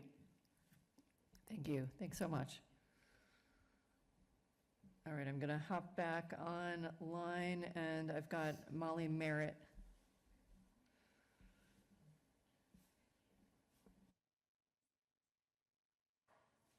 Hi, I'm so sorry. Molly Merritt, Precinct 7, Greenfield.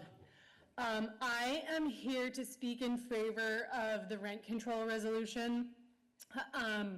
I am actually a homeowner in Greenfield. I moved to Greenfield 6 years ago. And my experience has been that my living costs have remained relatively flat in those 6 years. Before I moved up to Greenfield, I was renting in East Hampton and had rented in the Valley for 20 years. And I know that if I had been renting these last 6 years, my housing costs would have gone up exponentially. And I think a lot of people who've been homeowners for a long time don't understand the exponential cost of rents in our area, especially in the last 10 years. I think it's even escalated a lot in the last 5 years. So rent control is absolutely critical. I appreciate the resolution that you all are considering to support the bill and the ballot initiative. And then, I just want to reiterate that I hope we can refund the middle school rec room position. That's really important. A lot of people are talking about public safety. Giving our kids stuff to do is preventative public safety. So I really hope we can find funding for that rec room position. And also just want to thank the City Council for the incredible work you all are doing. I know it's a lot of work during budget season, and I really appreciate the workaround that seems to be figured out to level service fund the schools this year. And I just want to advocate for prioritizing funding of schools in our budgets for years going forward, that our kids are the most important thing in our city. Thank you. Thank you. Andy Newman. Hi, my name is Andy Newman. I'm a resident at 24 Pine Street in Greenfield. I'm also here to speak in favor of rent control. Although I'm currently a homeowner in Greenfield, I have been a renter for many years, and I'm deeply familiar with the ways in which landlords neglect their duties and are not held responsible by the law, regardless of the amount of rent that one is paying. Rent control is proven to combat poverty, housing insecurity, and tenant displacement. I believe that it will help people stay in Greenfield and remain here where they want to be. I'm not interested in laws that help landlords make a return on their investment. Housing, which is a human right, is not an arena which someone should control for profit. So thank you for bringing this to the City Council. Thank you. Thank you. So we've gotten a chance to hear from everybody who mostly lives in Greenfield, or at least that's what they wrote down. So we're going to come back around to online, to folks who are from outside of Greenfield, and then I'm going to the last word will be from the folks in the room who don't live in Greenfield. So that is the process this evening. So I'm looping back around, and I have Yvonne Mumblow online.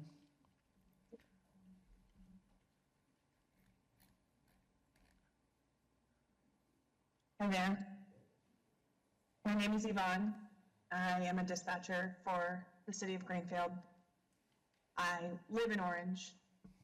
I have been a dispatcher for the City of Greenfield for the last 3 years, and I currently have a concern about the dispatch budget, where we may potentially lose one of our dispatchers. This job brings me a lot of fulfillment, and I take pride in the job that I do. Since I started here, we've had a hard time maintaining what we consider full staffing. More so because the job is just not for everyone, and until they start the training process, they don't know that. The job is mentally and physically taxing. Multitasking is a must, as well as compassion and patience. We take our vacations and personal days so as not to wear ourselves out, because burnout can happen quickly in this profession. Full staff for us is 10 dispatchers, which is 3 on day shift, 3 on eve shift, 3 on night shift with a rotating schedule, along with 1 vacation relief, and our supervisor who covers the desk as well. Our 10th spot is vital for us to have because they don't work a set schedule and they get moved around when one of us is on vacation to cover that vacancy without creating overtime. Unfortunately, disasters are unpredictable and dispatch is just there and ready whenever you may need us. Whether or not we have that 10th spot or not, all of our shifts must be filled with a minimum of 2 dispatchers on duty for each shift.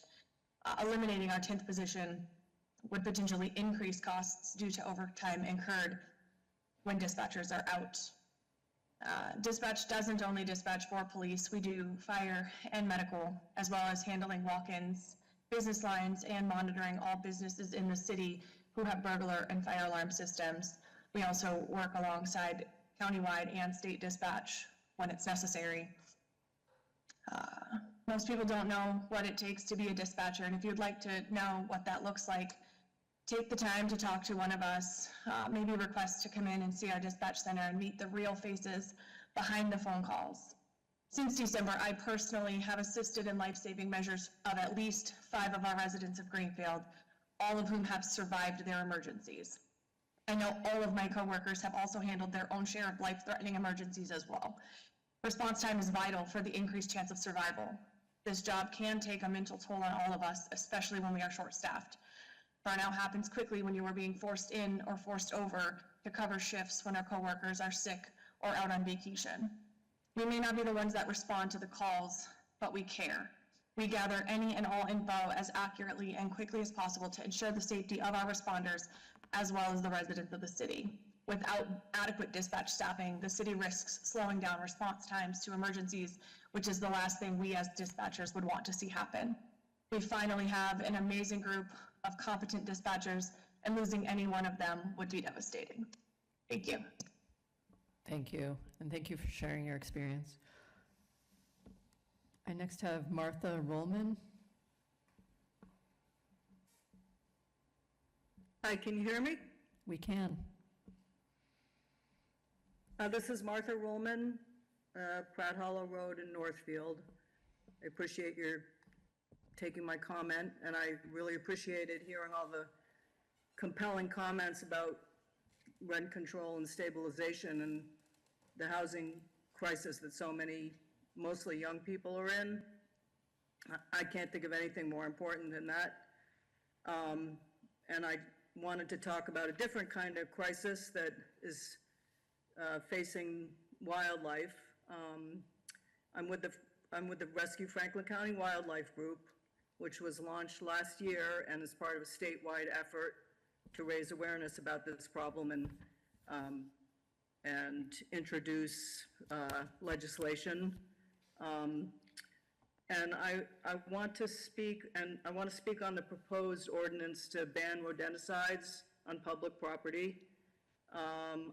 In case anyone is not aware of the second generation anticoagulant rodenticide, it's the bait boxes that you see everywhere, those black boxes all around foundations, have SGARs, second generation anticoagulant rodenticides in them. They basically cause anything that ingests them, whether it's pets or wildlife, to fatally hemorrhage slowly, and they are just really everywhere. And the use of rodenticides is just not consistent with sustainability, and I really commend the Greenfield Sustainability Committee for helping to move things in the right direction and hopefully eventually banning these extremely toxic pesticides on public property. Many communities across the state, like Lowell, are doing this, and it can be done. I just wanted to mention, we did a tabling event recently in Keene because we're involved in efforts in New Hampshire as well. And the Keene recycling facility, which is huge, has not been using rodenticides for quite some time, and they have been able to do it successfully. And if anybody wants me to put you in touch with the facility manager there, I'd be glad to do it. I know that a lot of farmers and other people have been having good results with the rodent birth control products and other things, but there are ways to do it. There are better and safer ways to control rodents. And I just want to finally just thank Councilor Brown and Webb for their efforts on this issue. Thank you. Thank you. John Schuster? Hi, can you hear me okay? We can. Hi, thank you for giving me an opportunity to speak as well. My name is John Schuster, also 29 Pratt Hollow Road in Northfield. Martha and I are husband and wife, and we're both involved with the Rescue Franklin County Wildlife Group, along with Sarah Brown, Max Webb, and Jonah Keene. So I just want to add to what Martha said and give a shout out to Sarah, Max, and Jonah for the work that they've been doing both on the City Council and on the Sustainable Greenfield Implementation Committee. So yes, I'm also speaking in favor of the proposed ban on rodenticides on city property. And I just want to add that most people just have no idea of the extent of the harm that's being done to wildlife by these, especially these second generation anticoagulant rodenticides. Wildlife is very important. I know it's very important to many members of the Greenfield community and all across Franklin County. So if Greenfield is able to take this first step, I think it's important. It will make a difference for wildlife in Greenfield. It's also a leadership step that will be noticed countywide. And just one really important point that I want to make, because a lot of people will be concerned that if they don't have the use of these rodenticides, that we're going to have a worse mouse and rat problem. And it's very important to understand that the long-term effect of using these bait boxes with the poisons out there indefinitely in the environment, you're actually making the problem worse, because you're eliminating the natural predators, which are by far the most effective rodent control. So you're not only harming wildlife, but in the long run, you're really not solving the problem. So I just applaud your efforts for considering this ban. I hope that the ban will pass. We are very much in favor of it. And thank you again for giving me an opportunity to make a public comment. Thank you. Good evening. Cassandra Kuplast. Hi, can you hear me okay? We can. Perfect. My name's Cassandra. I am a dispatcher for Greenfield Police and Fire. I am a resident of Southampton, and I would just like to take a moment and echo my coworker Yvonne's thoughts on the dispatch budget. Dispatch is such a critical service that not many people understand until they sit in the room and work it. We take every call, whether it's a life-saving emergency, somebody having the worst day of their life, or somebody concerned because there's a strange-looking animal in their backyard. We take every call and treat it with the same importance as any other. We are already, staffing is an issue in dispatch across the board nationwide. It can be hard to retain dispatchers. It can be even hard to find more and train them. Any loss to our dispatch budget would be detrimental. It would mean increased overtime, a large mental strain on all of our dispatchers who are civilians who already work day in, day out to serve the community. I haven't been with Greenfield for very long, but I've come to love this community, and I take extreme pride in getting to come to work every day to protect this community. And seeing the proposed cuts to dispatch as well as any other department is very disheartening, because this is a position that really can't be understated. Nobody knows how much they need a service like this until they need it. Everyone thinks that they will never have a situation in which they need to call and need resources as quickly as possible until they do.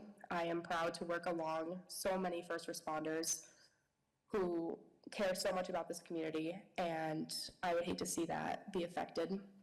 We have some really incredible officers who serve this community, as well as firefighters and dispatchers, and nobody really understands the importance until they sit in the room and have something going on that they need to do. I have incredible coworkers that I've worked alongside with for many critical incidents, and I'm very proud of them, and I would hate to see our budget be affected by that. Thank you. Thank you. All right, back to the room. Cindy Hunter.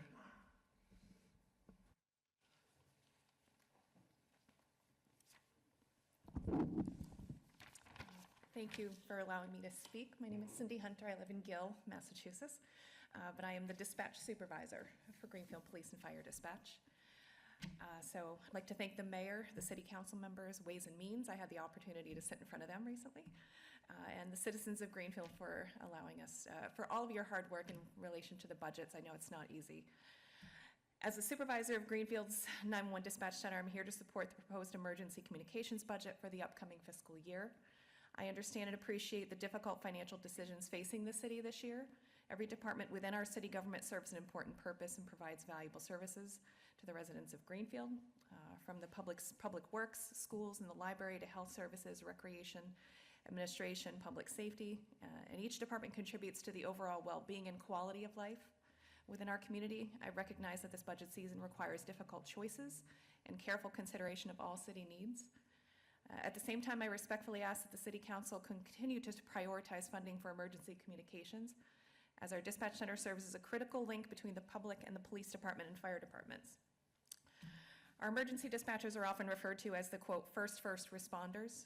They are the first voice a caller hears during some of the most frightening and traumatic moments of their lives.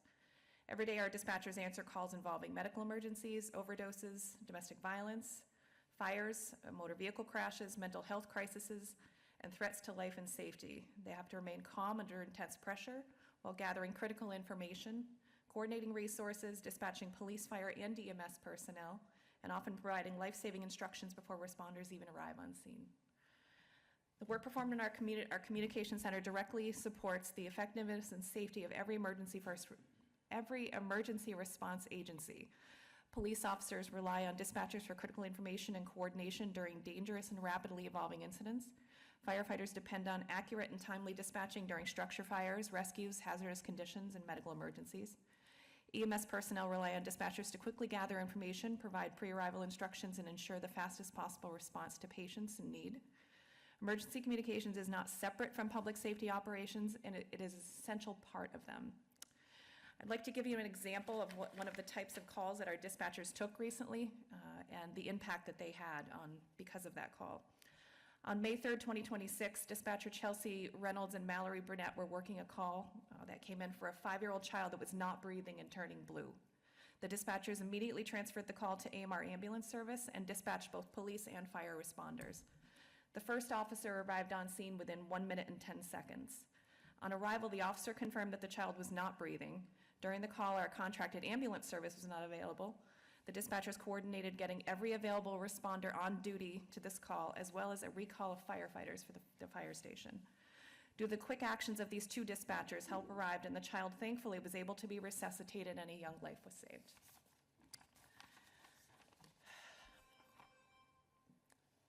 Quick. Thank you. Thank you.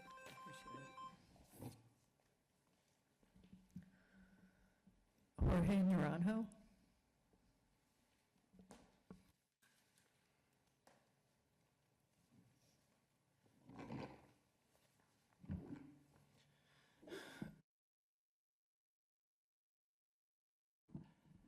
I hope you understand the way I speak. My English is not that great. I'm here to Just have to, I'm sorry, your name and address? My name is Jorge Naranjo. I live in Tunis Falls, in Manicure Road. I'm here to talk about the police and also the dispatchers, because thanks for them, I'm able to be here to you. Last month, I was in my shop. I own a business here in Greenfield. I was stabbed. I was dying. I called 911, and thank you for them. In less than 1 minute, the officers were there. Little bit after, the ambulance came. But the police, what they do is just calm me down, because I was losing so much blood. I was fainting, I was dying, Without a quick response, I will not be here. So please consider the budget for them. It's not just for me, it's for the safety of the whole entire city, the people who live. It's like people say you may be not thinking about needing right now, but when you need it, they are there for you. And this is from my heart. Thanks for the responders and the officers and also the ambulance people. Thank you. Have a good night. Thank you. Thank you so much for sharing. We have one last person online. Amy Meblin.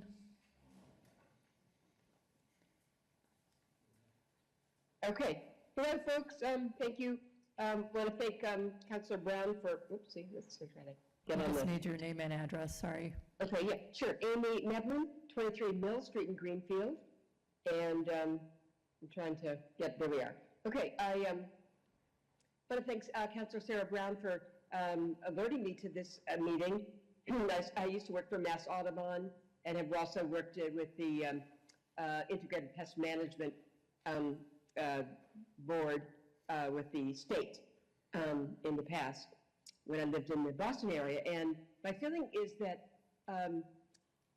it's really, really critical that we here adopt wise, sustainable, and honorable practices of controlling rodents. And I thought that I wanted to support earlier the previous folks in Gill, I believe it was, who were speaking about how it's contraindicated to be using those bait boxes and why. And I'm thinking that there are probably a number of municipalities worldwide that have successfully managed to adopt safer, wiser, more humane methods of banning rodenticides in support of wildlife who are really struggling, and we know they are. And so that's just, I mean, we went through that in the many decades ago with almost killing off our national, the bald eagle with DDT. And so that's just, my feeling is like, wise up and we can do this, and there are other replicable models, I'm sure. So thank you, folks, for really looking hard and working hard to, adopt safer, smarter methods. Thanks, folks. Thank you.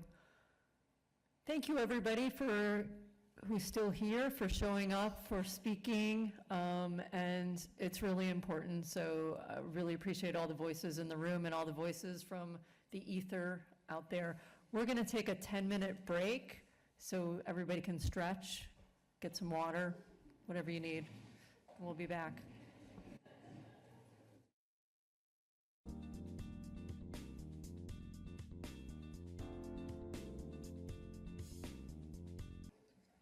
It's 8:48.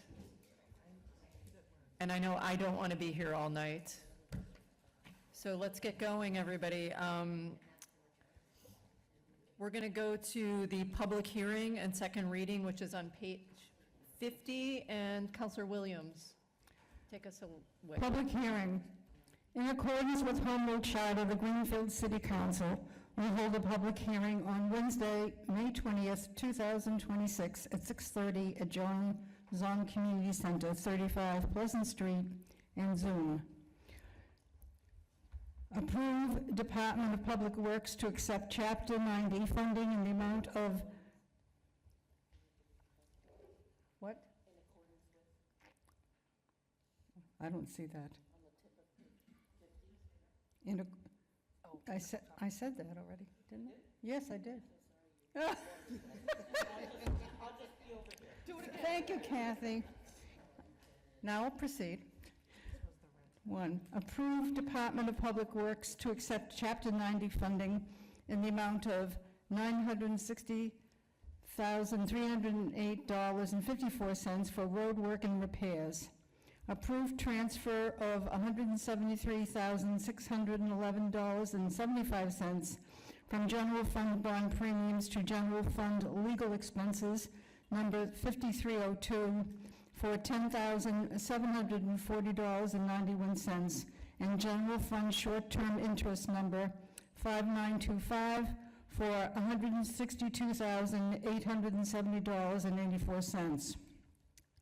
Repurpose funds from anaerobic digester appropriation for $15,000 to cover increase of cost in the water meter replacement appropriation. Repurpose funds from Leidenwood's pump station appropriation for $41,731.82 to cover increase of cost in water meter replacement appropriation. Fiscal year 2027 capital budget, 28 items. Approve $130,000 from borrowing for reclamation and repaving of Abercrombie Drive. Approve $15,000 from capital stabilization account 8402 to replace gutter at Academy of Early Learning. Approve $36,000 from capital stabilization account 8402 to resurface basketball court at swimming area. Approve $25,000 from sewer retained earnings to purchase Chevrolet Equinox to replace car number 10. Approve $100,000 from borrowing for cross-connection survey for water department. Approve $317,000 from water retained earnings to purchase dump truck number 40. Approves $70,000 from water retained earnings to update door, window, and heat for Green River Pump Station. Approve $40,000 from capital stabilization account 8402 to replace guardrail. Approve $200,000 from capital stabilization account 4802 for highway fund. Approve $158,000 from capital stabilization account 4802 to replace highway truck number 45.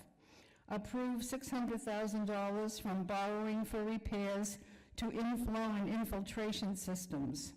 Approve $35,000 from water retained earnings to relocate lime silo ladder to Adams Tower.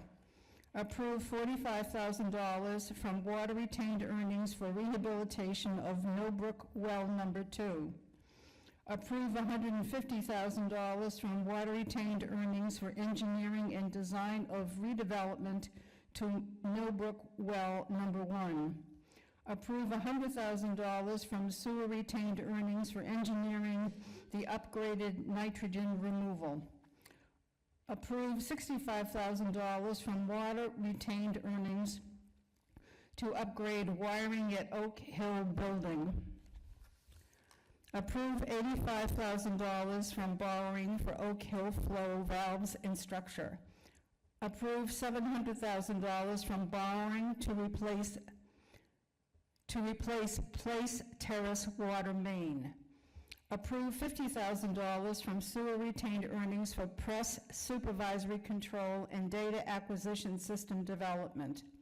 Approve $90,000 from high school building account 4312 to purchase Ford F-250 for Greenfield Public Schools.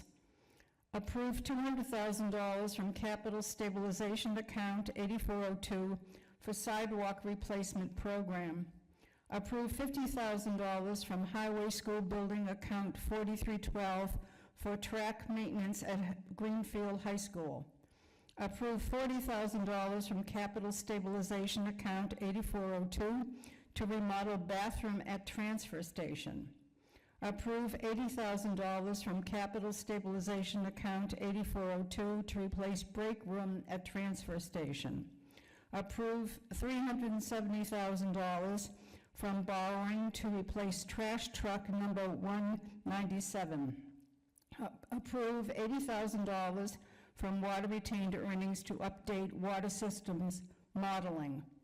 Approve $100,000 from sewer retained earnings to upgrade electrical to water pollution control plant. Approve $315,000 from sewer retained earnings to replace screen number 1 at water pollution control plant. Continue on. The City Council may consider the same on Wednesday, May 20th, 2026 at 6:30 at John Zon Community Center, 35 Pleasant Street in Zoom.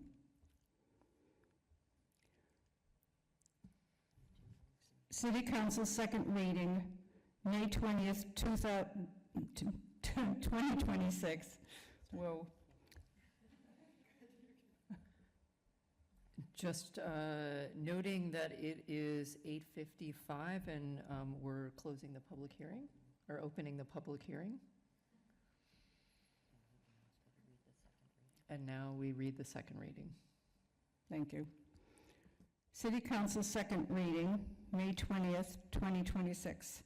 Approved Department of Public Works to accept Chapter 90 funding in the amount of $960,308.54 for road working repairs.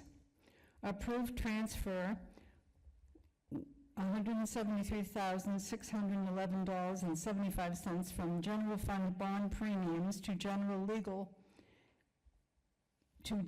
fund legal expenses number 5302 for $10,740.91 and general fund short-term interest number 5925 for $162,870.84.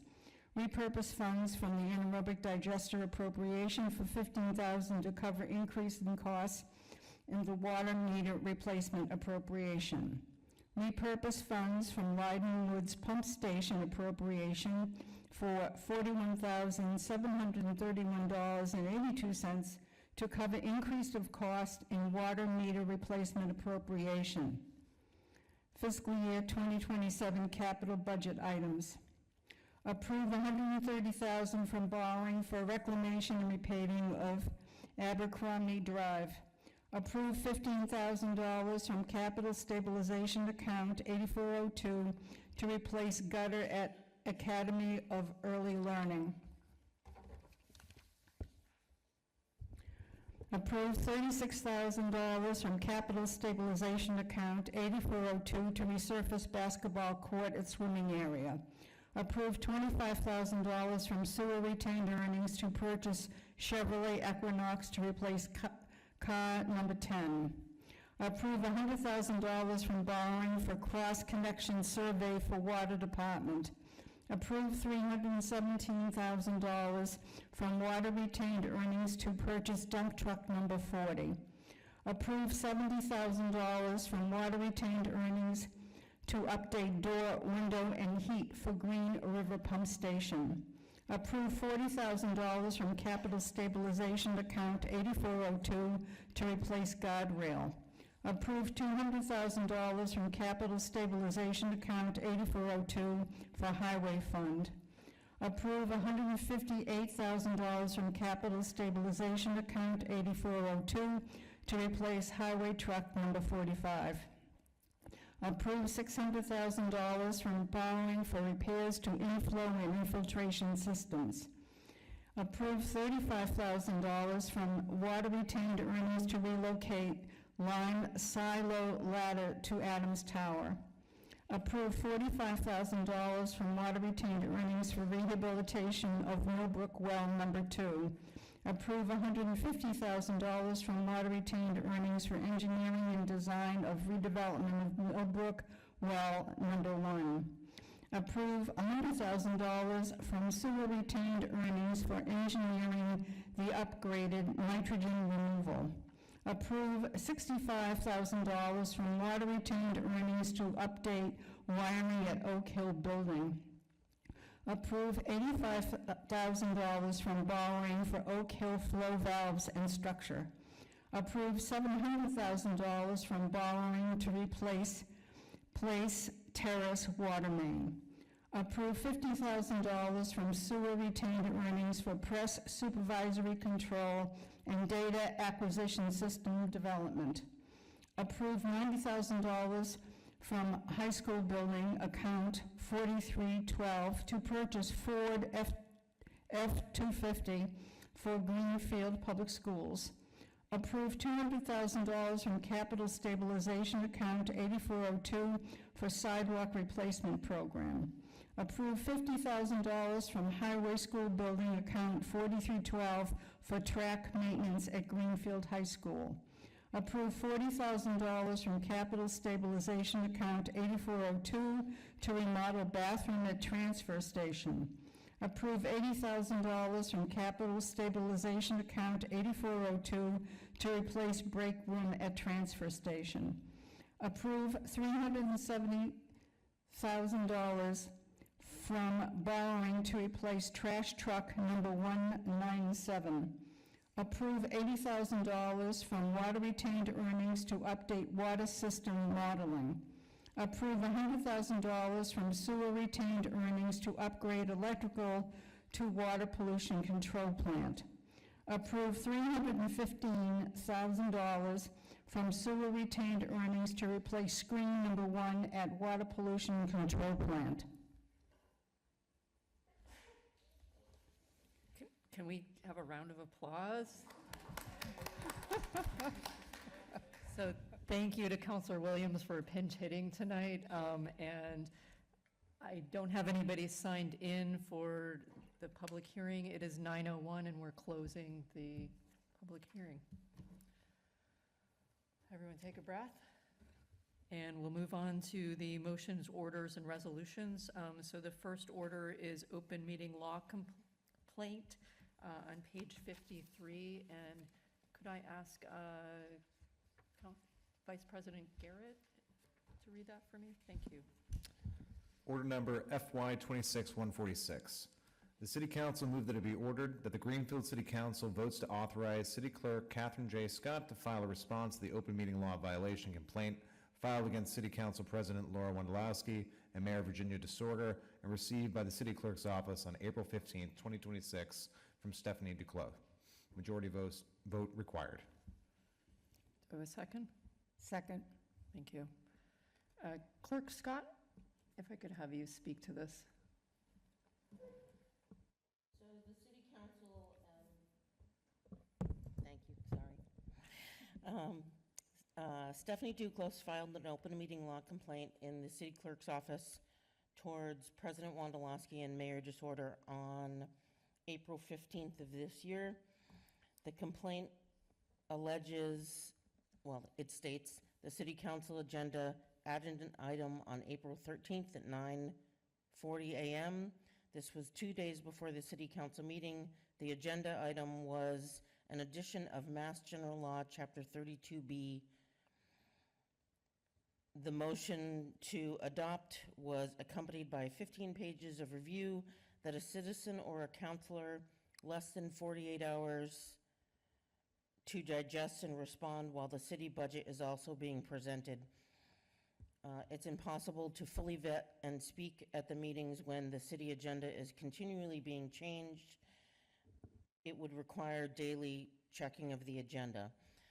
So the April council meeting did have an updated agenda posted out to the councilors and the public on the website on the morning of April 13th, 2026. However, that was posted in accordance with the open meeting law 48 hours prior to the council meeting. We contend that there was no open meeting violation there. The complaint also mentions that the 5-day rule should have been adhered to. The 5-day rule in the council rules of procedure requires the information to be at the council office prior to the committee chair's agenda at the beginning of the month. The motions that were submitted to the council, there were 2 of them that the mayor submitted for the Chapter 32B, 2 various sections. So the 5-day rule was adhered to. The reason the meeting agenda was amended was that a councilor requested one of those 2 sections be put back on the city council agenda. It had been removed. So in my experience and my review of the complaint and the items that were posted, we contend that there was no violation of the open meeting law and that there was no violation of the open meeting, the city council 5-day rule.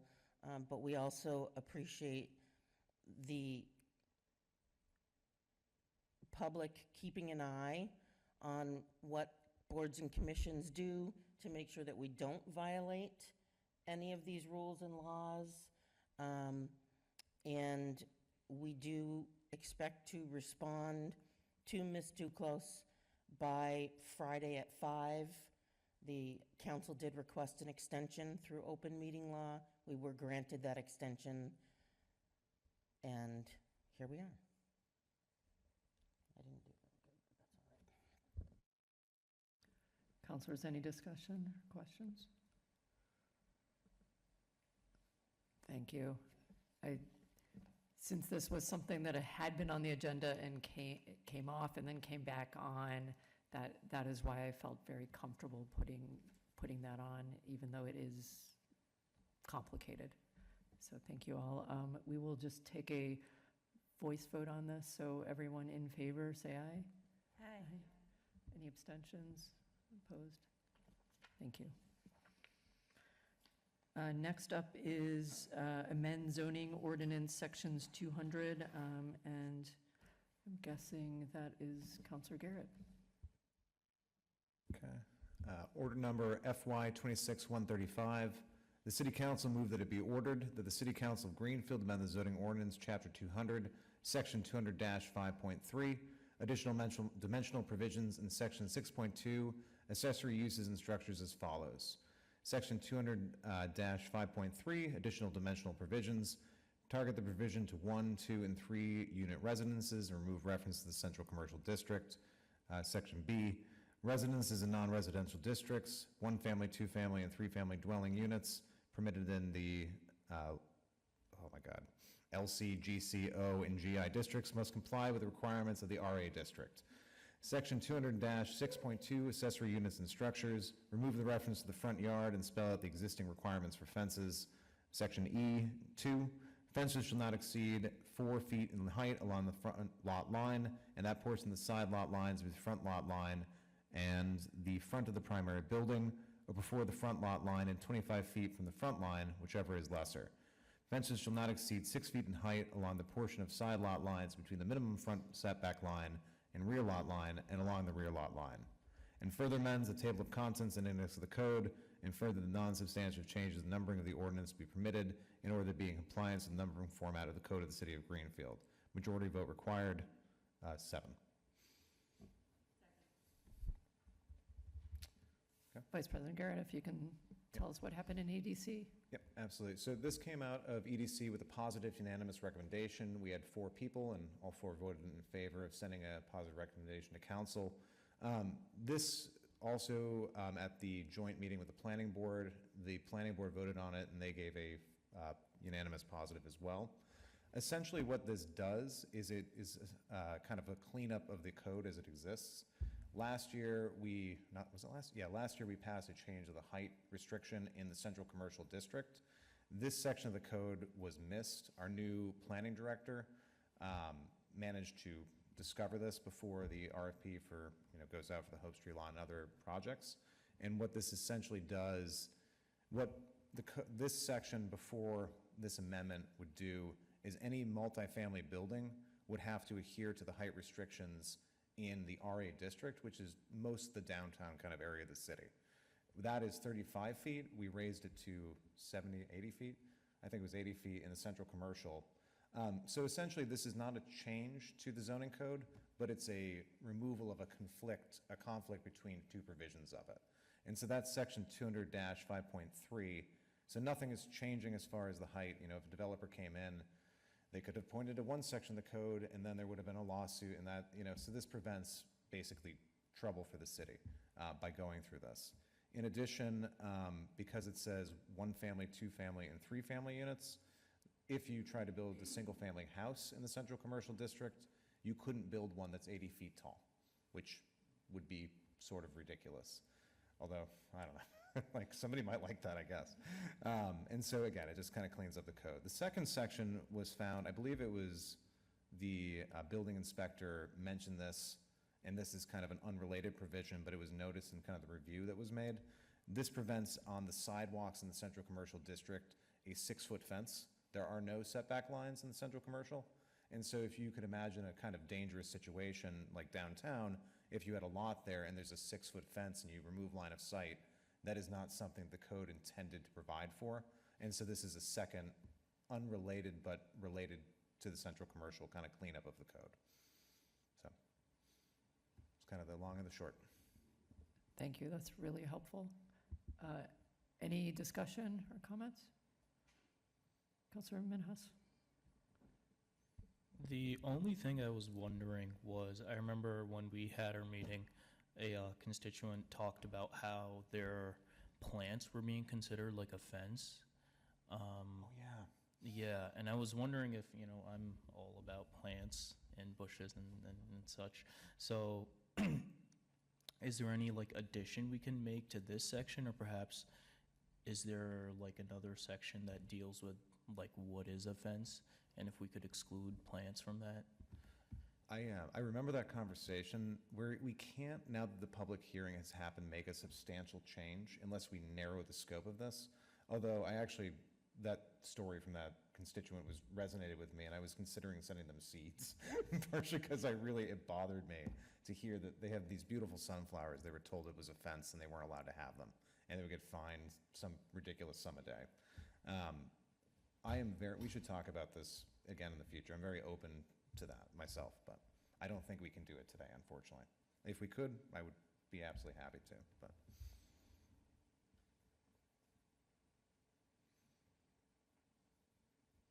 I don't see anything else, so all in favor, say aye. Aye. Aye. Opposed, abstentions? Okay, the motion passes, thank you. Okay, so we will go to A&O and Councilor Golub. Order number fiscal year 26133. The City Council moved that it be ordered that the Greenfield City Council, pursuant to Charter Section 210, affirms the following appointments by the mayor. Franklin County Technical School Committee, Russ Cowbris, term to expire December 31st, 2026, to fill the remainder of term of George Vandelever, deceased March 15th, 2026. Greenfield Community Television, GCTV Board of Directors, Susan Mayorana, term to expire December 31st, 2026, to fill remainder of term of Jonathan Weber, resigned April 7th, 2026, majority vote required. Is there a second? Second.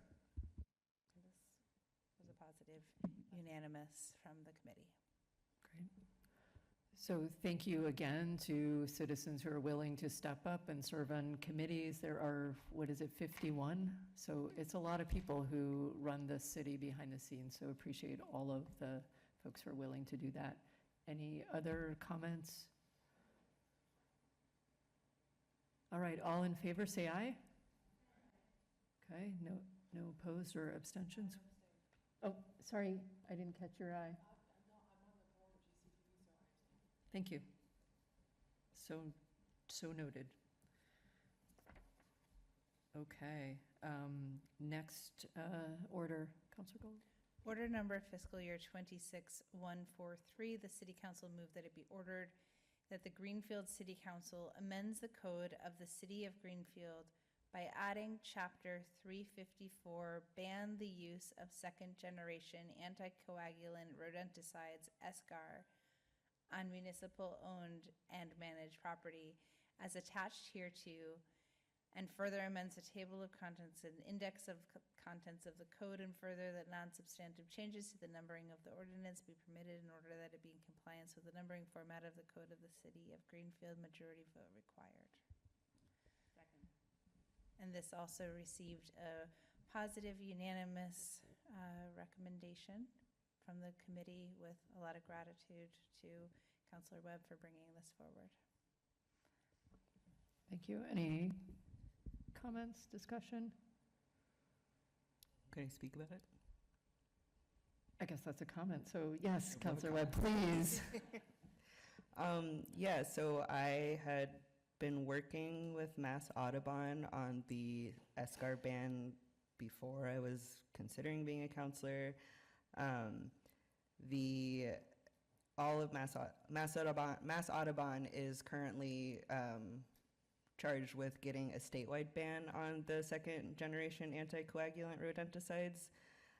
So us passing it on municipal owned land further pushes that fight. There is, in, if I can remember correctly, I think now in the House Senate, it's now an amendment as part of the big omnibus bill to make it easier to do a home rule petition so that in the future we may be able to ban it on private property. That being said, I wanted to talk about why we would want to ban this. The purpose is that when you're using SGARs, it goes into the bigger food web and creates a toxic cycle. So not only do these rodents and whoever goes into these boxes, they get poisoned, they go back out into the world where foxes and bobcats and eagles and owls and everybody else eats them.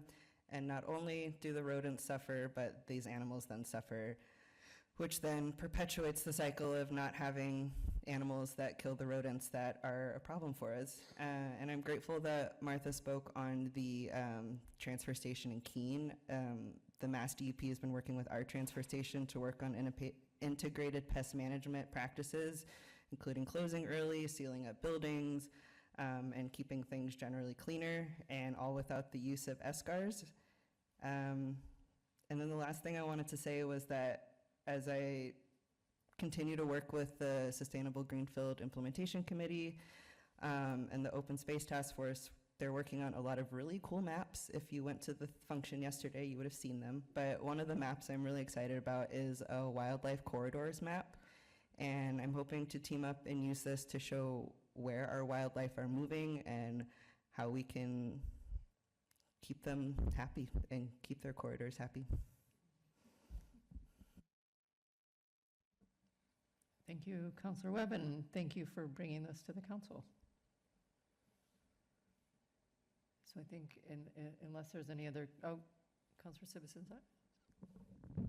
I just wanted to clarify that as I understand it, the DPW had already stopped using these anticoagulant rodenticides. So this is really just to kind of officially ban them, and that they were happy to do so. That's my understanding, and that's, Yeah, I spoke to DPW, I spoke to Central Maintenance, I spoke to the health director, I spoke to Michael Boudreau before he left at the schools, so I got my bases covered. Everyone's happy and ready to roll. Sounds good. So all in favor, say aye. No abstentions or opposed. Great, motion passes. All right, so next we go to resolution in support of stabilizing rents. So Councilor Brown. Order number fiscal year 26134. The City Council moved that it be ordered that the Greenfield City Council approves the attached resolution titled "A Resolution in Support of an Act Enabling Cities and Towns to Stabilize Rents and Protect Tenants, and an initiative petition to protect tenants by limiting rent increases. Majority vote required."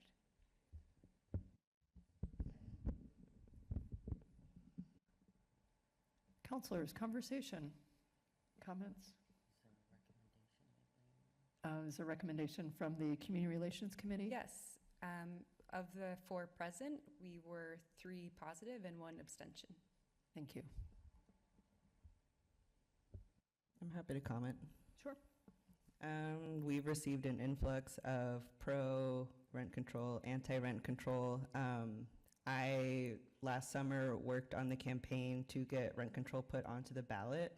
And I did that while I was also campaigning to run for city council. So I do have it on good authority that I did get a lot of Precinct 9 people to sign in support of putting rent control onto the ballot.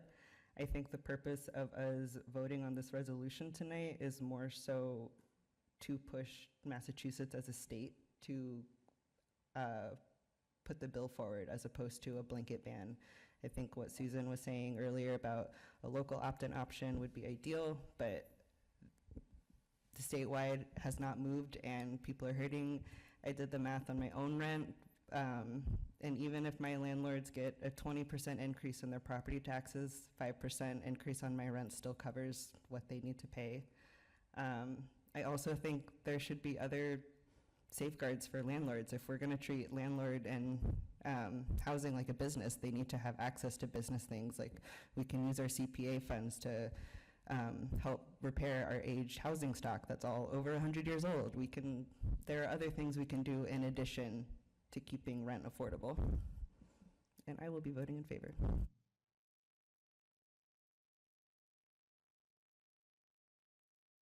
Councilor Gordon. Thank you, Councilor Brown, for putting this forward. I will admit that I was struggling a little bit with this. I'm struggling with it less now after all of the emails that we received and the many people who came out and gave supportive public comment tonight, which I really appreciate. I really hate legislating by ballot initiative. I think most of us do.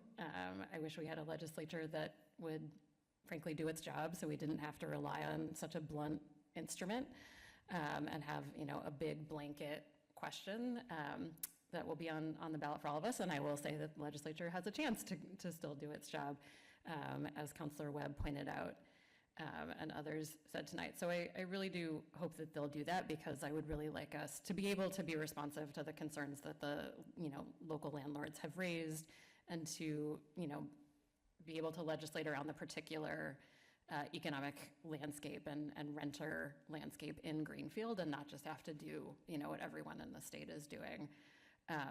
But as we heard so much tonight, renters are suffering, and we have to do something. And it's only because the big real estate interests have spent literally decades, as Susan was saying, fighting every possible measure, that we're in a situation where now it's like desperate, and it didn't have to be this way. And it's not because renters have been doing anything wrong, right?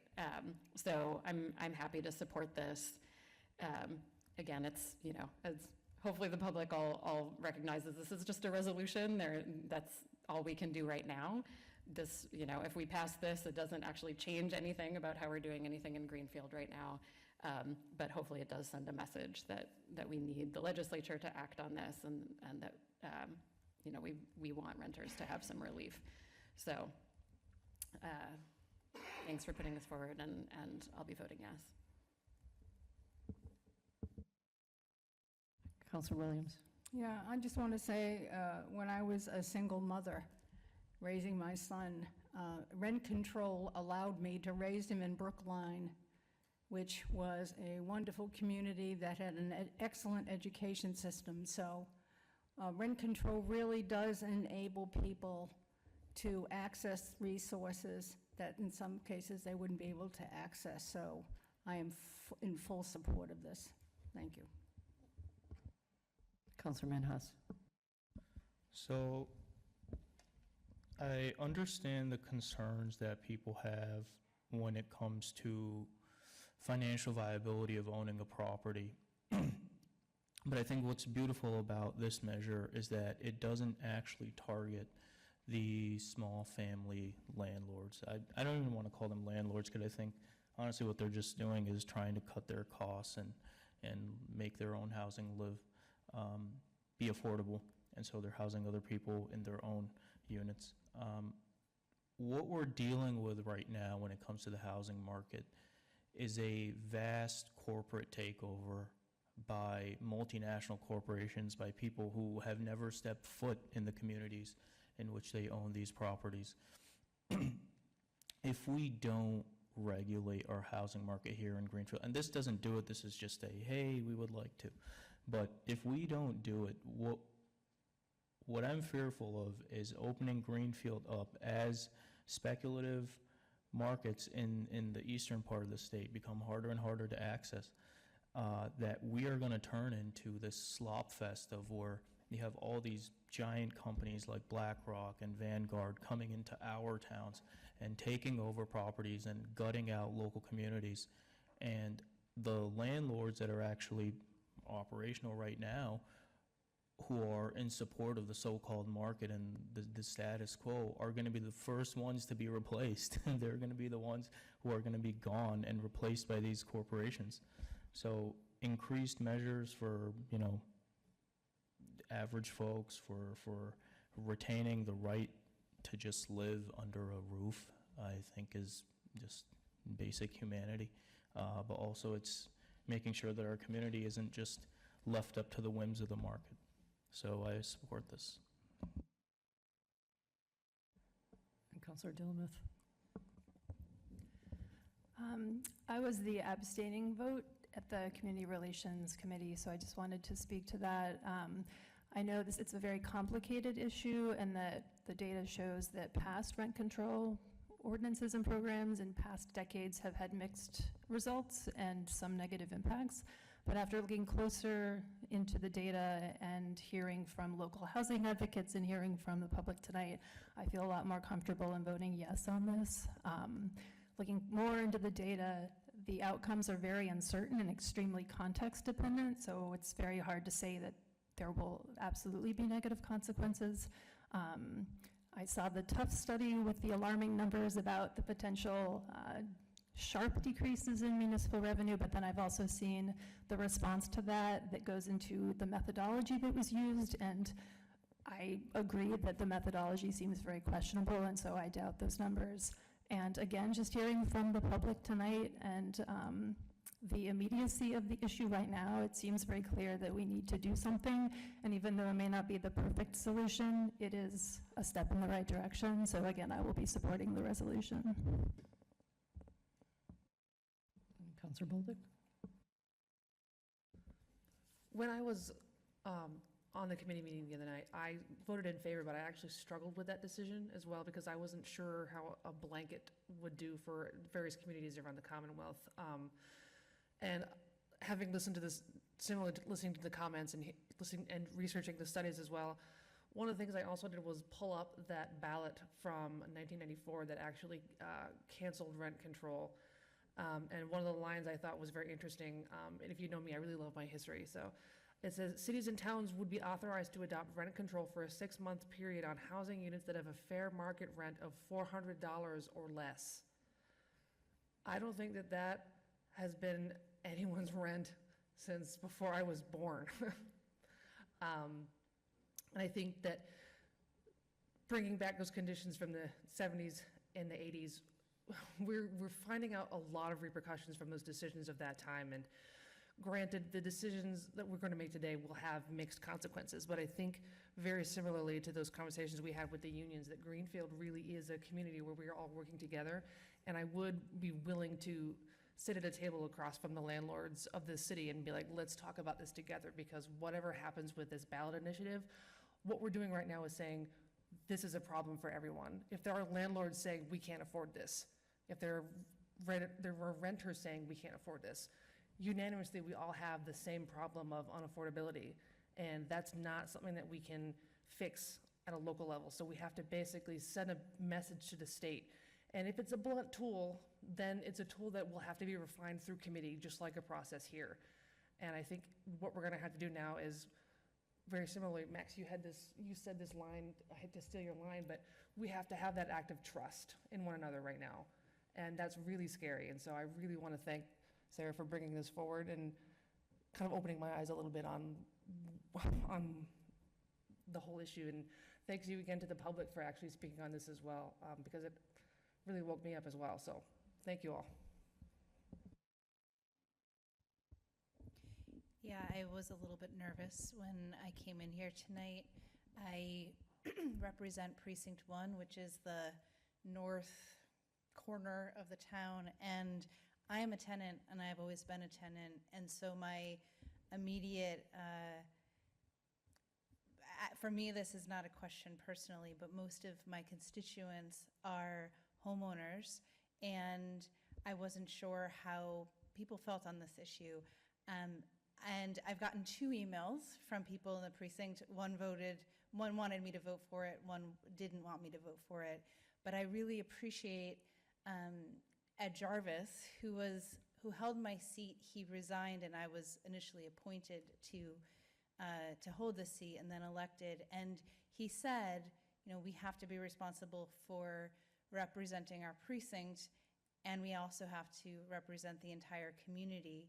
And so when I look at the emails that we've received from the entire community, there was one constituent saying they didn't want me to do it, and one other person from the rest of the community saying not to do it. The rest of the things that I've seen, I've read all of them. I may be missing something, but I don't think that I am. I may be missing something. I didn't count specifically, but the vast, vast, vast majority are reflected by the public comment tonight, with the vast majority of this community is asking us to do this. And we haven't actually received scary numbers opposing this. We've received scary headlines, and when I try to debunk those headlines that are opposing it, I find the numbers that demonstrate that the responsible thing is to vote yes for this. And for my constituent who asked me to vote against it, I'd be happy. I already responded, but I'd be also happy, or to any other constituents, happy to share new numbers and talk this through more, because I think this is a really important issue. So thank you. Councilor Garrett? I also deeply struggled with this before this council meeting, and several of my colleagues know that because I talked to them because I was concerned about what to do, including Councilor Brown, who spent 45 minutes on the phone listening to just my anxieties about this subject and the potential unintended consequences of it. I'm also really grateful to the public for their testimony about this, and I think one of the things that really framed it for me probably the best was the fact that this is a resolution and not a piece of legislation. And I've been looking at this from the lens of, I need to do more research, I need to find out more about this, I have 21 tabs open, I need to find out what's the best way to do rent control. And in the end, what we're doing is making a statement that this is something that matters to people. And so I just want to appreciate the folks that talked to me through this and listened, and similar to what I think Councilor Boldwick was saying, this is not an easy thing. Like, there's a lot of studies showing that this is potentially, going to reduce housing production or maintenance, and I am confident that there are ways to do this correctly and in ways that don't have greater economic harm, and I think we need to get there, but I will be voting yes, and I'm glad to get to that point. Councilor Brown? I just wanted to voice appreciation for members of the public as well as folks on the council who I think really weighed this decision extremely carefully and did a lot of research and got a lot of feedback from people and read studies. And yeah, I think it's really important that we take these decisions with a lot of care and consideration of lots of different perspectives and future impacts. And I think that that's what people have done, which I appreciate.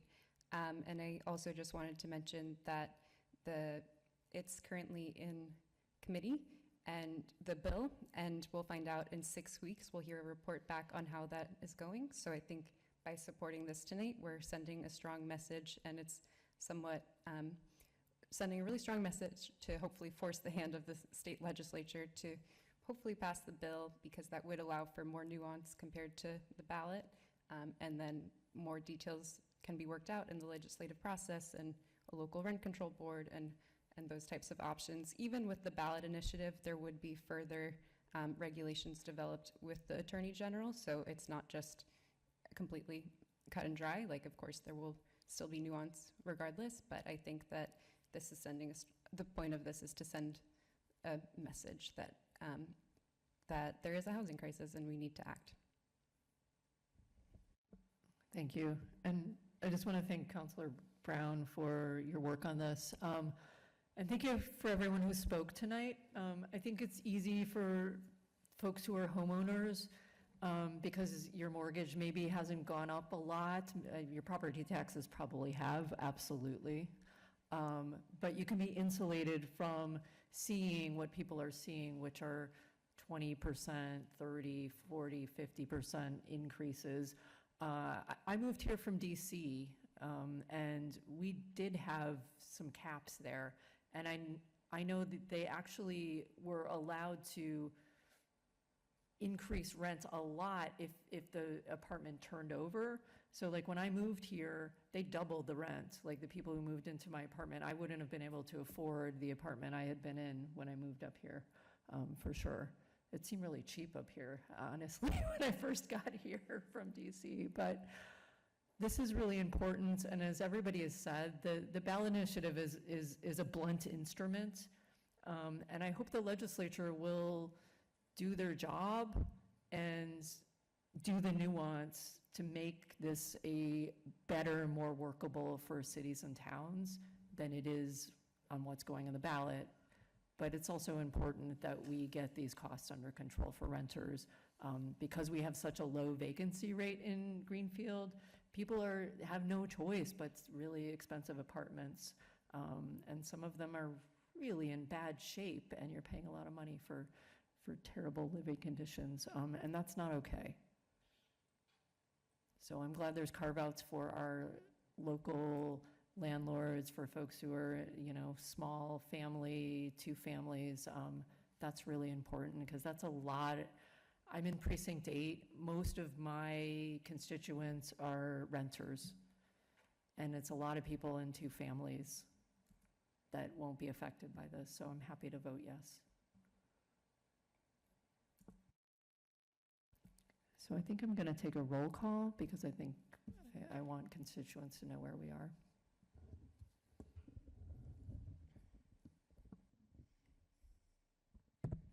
Councillor Golub? Yes. Councillor Gordon? Yes. Councillor Dilmuth? Yes. Councillor Williams? Yes. Councillor Bolduc? Yes. Councillor Webb? Yes. Councillor Brown? Yes. Vice President Garrett? Yes. Councillor Minhas? Yes. Councillor Sibison Owls? Yes. Does the president want to vote? Yes and yes. The motion passes unanimously. Thank you. All righty.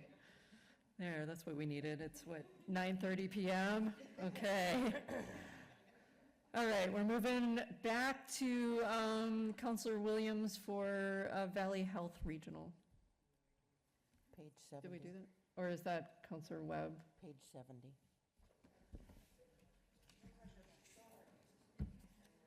Do you want my page?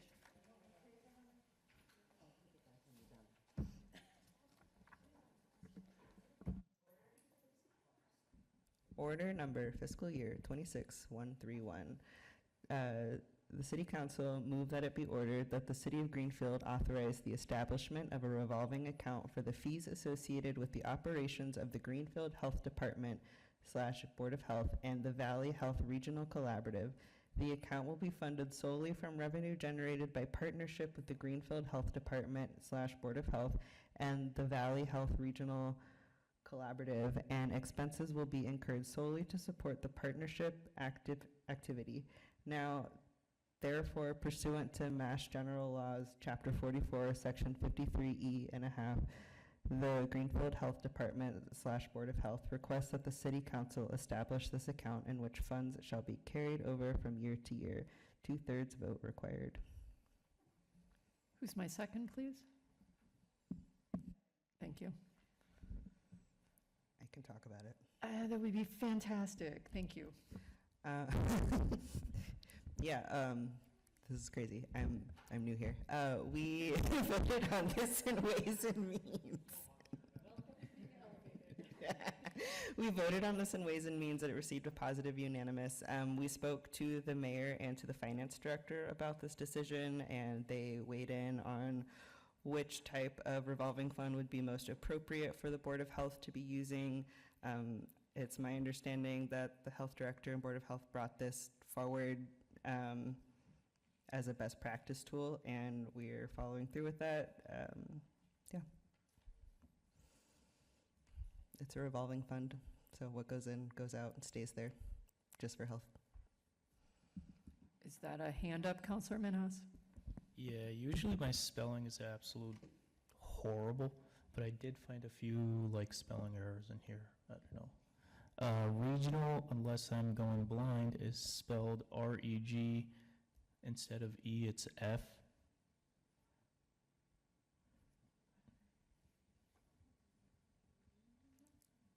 After Valley Health Regional, 1, 2, 3, 4, the 5th line in. And partnership activity, is that like a fancy way of saying activity, or? It's British. Oh, okay.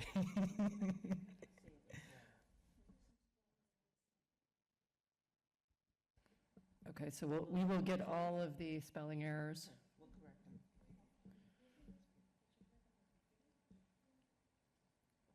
Any other discussion?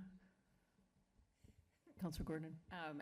This is just a very quick glance at MGL, but I don't see a section 53E and a half.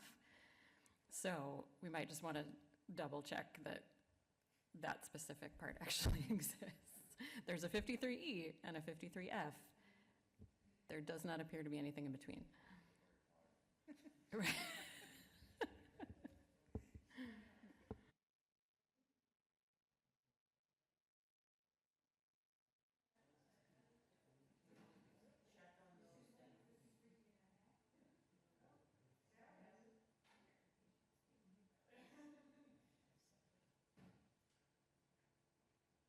Counselors, any discussion or questions beyond that it's the platform 9.5?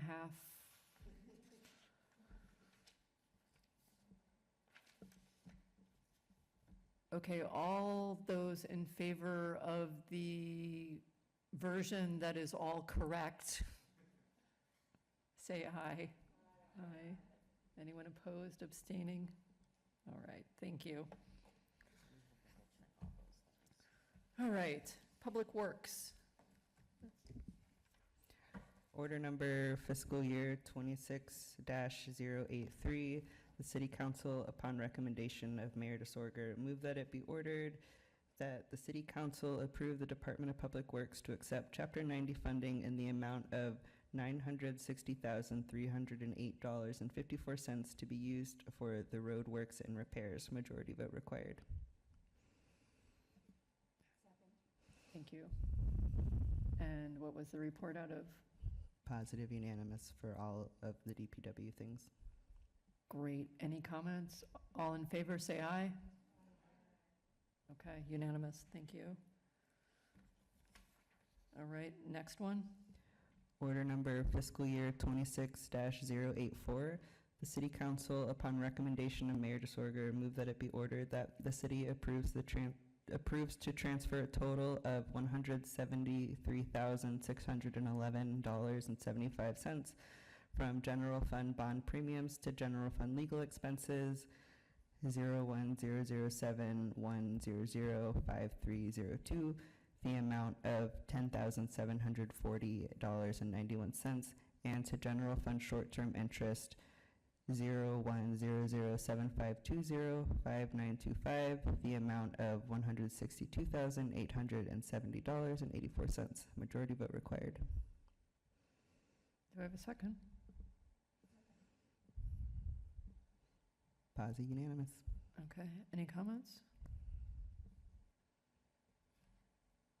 All in favor, say aye. Aye. All right, thank you. All right, great. Anaerobic digester. Order number fiscal year 26-085, the City Council, upon the recommendation of Mayor DeSorger, move that it be ordered that the city approves repurpose funds from anaerobic digester fiscal year 19-104 in the amount of $15,000 to cover the increase in the cost and water meter replacement, FY 19-112. Majority vote required.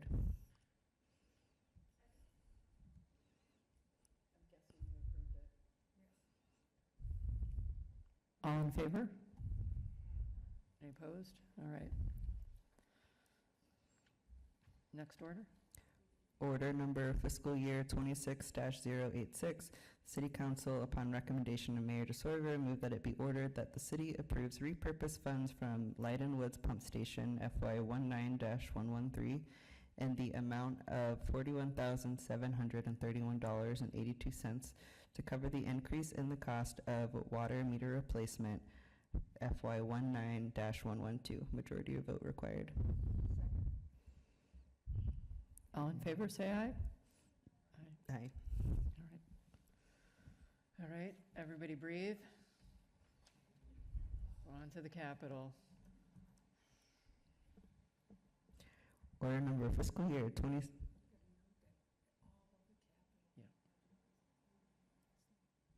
All of the capital budget was approved unanimously.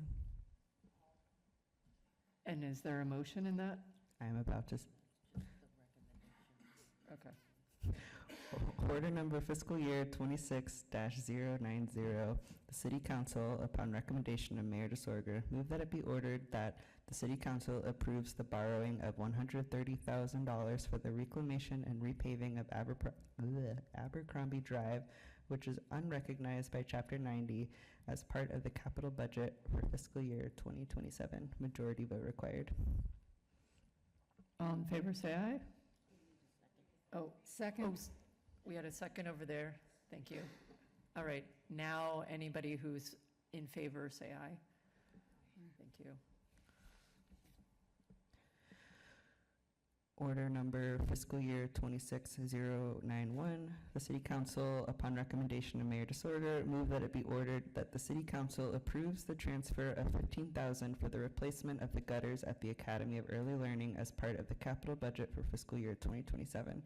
Funding will be from the Capital Stabilization Account number 8402 with a balance of $819,495.37. Majority vote required.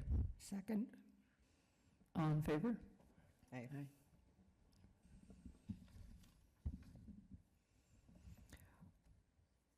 Order number fiscal year 26092. The City Council, upon recommendation of Mayor DeSorger, move that it be ordered that the City Council approve the transfer of $36,000 for the resurfacing of the basketball court at the swimming area as part of the capital budget for fiscal year 2027. Funding will be from the Capital Stabilization Account number 8402 with a balance of $819,495.37. Majority vote required. Second. All in favor, say aye. Aye. Thank you. Order number fiscal year 26-093. The City Council, upon recommendation of Mayor DeSorger, move that it be ordered that the City Council approve the transfer of $25,000 for the purchase of a Chevrolet Equinox to replace car number 10 as part of the capital budget for fiscal year 2027. Funding will be from the retained earnings of the Greenfield Sewer Department. Majority vote required.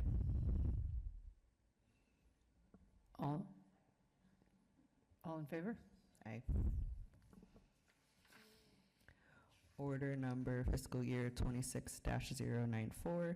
The City Council, upon recommendation of Mayor DeSorger, move that it be ordered that the City Council approve the borrowing of $100,000 a cross-connection survey for the Greenfield Water Department as part of the capital budget for fiscal year 2027. Majority vote required.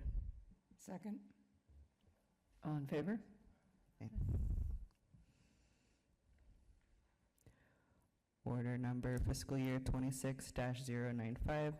The City Council, upon recommendation of Mayor DeSorger, move that it be ordered that the City Council approve the transfer of $317,000 for the purchase of dump truck number 40 for the Greenfield Water Department as part of the capital budget for fiscal year 2027. Funding will be from the retained earnings of the Greenfield Water Department. Majority vote required. Second. It makes me want to question dump truck number 40 and how that gets designated, but it's 10 minutes to 10, so all in favor, say aye. Aye. Thank you. Okay. Oh, okay. Got it. I can say they know every single one of them very personally. I know. We've talked about it at length at Ways and Means. Any of you watch like Thomas the Tank Engine and Percy and all the, okay, thank you. Okay, go ahead. Order number fiscal year 26-096. The City Council, upon recommendation of Mayor DeSorger, move that it be ordered that the City Council approves the transfer of $70,000 for Green River Pump Station door, window, and heat update as part of the capital budget for fiscal year 2027. Funding will be from the retained earnings of the Greenfield Water Department. Majority vote required. Second. All in favor? Aye. Great. Order number fiscal year 26-097, the City Council, upon recommendation of Mayor DeSorger, move that it be ordered that the City Council approve the transfer of $40,000 for guardrail replacement as part of the capital budget for fiscal year 2027. Funding will be from the Capital Stabilization Account number 8402 with a balance of $819,495.37. Majority vote required. Second. All in favor? Aye. Order number fiscal year 26-098. The City Council, upon recommendation of Mayor DeSorger, move that it be ordered that the City Council approves $200,000 for the Highway Fund as part of the capital budget for fiscal year 2027. Funding will be from the Capital Stabilization Account number 8402 with a balance of $819,495.37. Majority vote required. Second. All in favor? Aye. Thank you. Order number fiscal year 26-099. The City Council, upon recommendation of Mayor DeSorger, move that it be ordered that the City Council approve the transfer of $158,000 for the replacement of Highway Truck number 45 as part of the capital budget for fiscal year 2027. Funding will be from the Capital Stabilization Account number 8402 with a balance of $819,495.37. Majority vote required. Second. All in favor? Aye. Order number fiscal year 26-100. The City Council, upon recommendation of Mayor DeSorger, move that it be ordered that the City Council approve the borrowing of $600,000 for repairs to the inflow and infiltration systems as part of the capital budget for fiscal year 2027. Funding will be from the retained earnings of the Greenfield Sewer Department. Majority vote required. Second. All in favor? Aye. Aye. Order number fiscal year 26-101, the City Council, upon recommendation of Mayor DeSorger, move that it be ordered that the City Council approves the transfer of $35,000 relocation of the lime silo ladder to Adams Tower as part of the capital budget for fiscal year 2027. Funding will be from the retained earnings of the Greenfield Water Department. Majority vote required. Second. What is a lime silo ladder? I don't know. Okay, all in favor?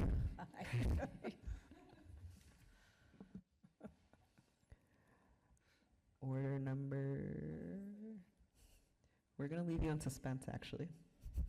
Order number I'm not fiscal- gonna sleep tonight, y'all. And answer, you want to answer that question?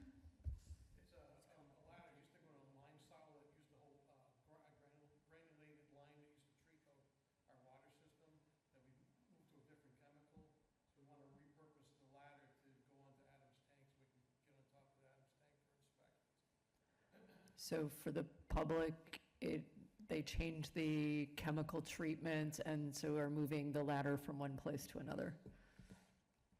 Thank you. All right. Next order. Order number fiscal year 26-102. The City Council, upon recommendation of Mayor DeSorger, move that it be ordered that the City Council approves the transfer of $45,000 for the rehabilitation of Millbrook Well number 2 as part of the capital budget for fiscal year 2027. Funding will be from the retained earnings of the Greenfield Water Department. Majority vote required. Second. All in favor? Aye, thank you.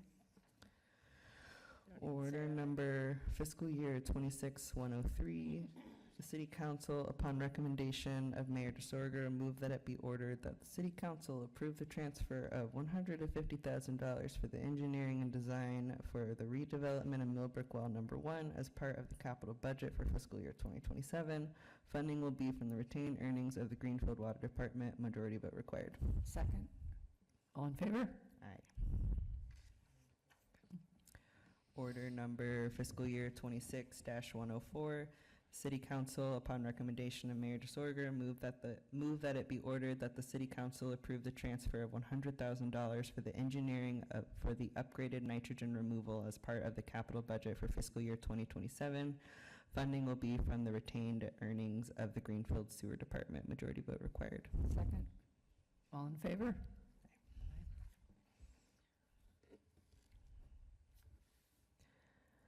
Order number fiscal year 26-105. The City Council, upon recommendation of Mayor DeSorger, move that it be ordered that the City Council approves the transfer of $65,000 for the Oak Hill Building wiring update as part of the capital budget for fiscal year 2027. Funding will be from the retained earnings of the Greenfield Water Department. Majority vote required. Second. All in favor?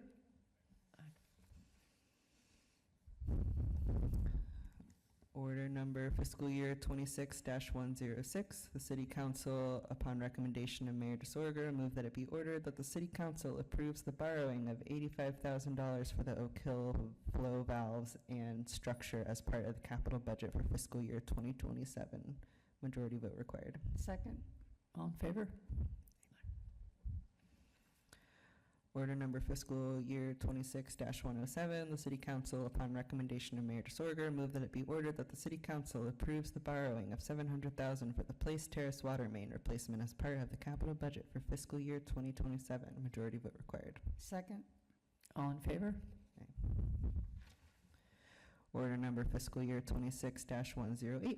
The City Council, upon recommendation of Mayor DeSorger, move that it be ordered that the City Council approve the transfer of $50,000 for the press supervisory control and data acquisition system development as part of the capital budget for fiscal year 2027.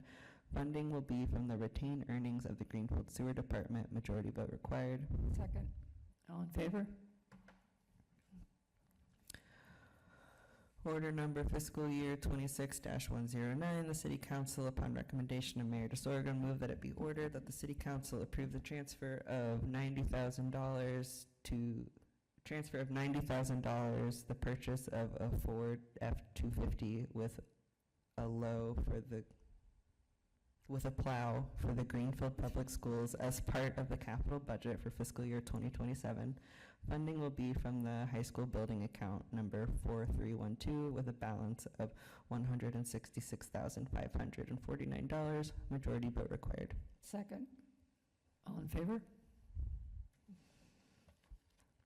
Order number fiscal year 26-110. City Council, upon recommendation of Mayor DeSorger, move that it be ordered that the City Council approves $200,000 for the sidewalk replacement program as part of the capital budget for fiscal year 2027. Funding will be from the capital stabilization account number 8402 with a balance of $819,495.37. Majority vote required. Second. All in favor? Order number fiscal year 26-111, the City Council, upon recommendation of Mayor DeSorger, move that it be ordered that the City Council approve the transfer of $50,000 for track maintenance at Greenfield High School as part of the capital budget for fiscal year 2027. Funding will be from the high school building account number 4312 with a balance of $166,549. Majority vote required. Second. All in favor?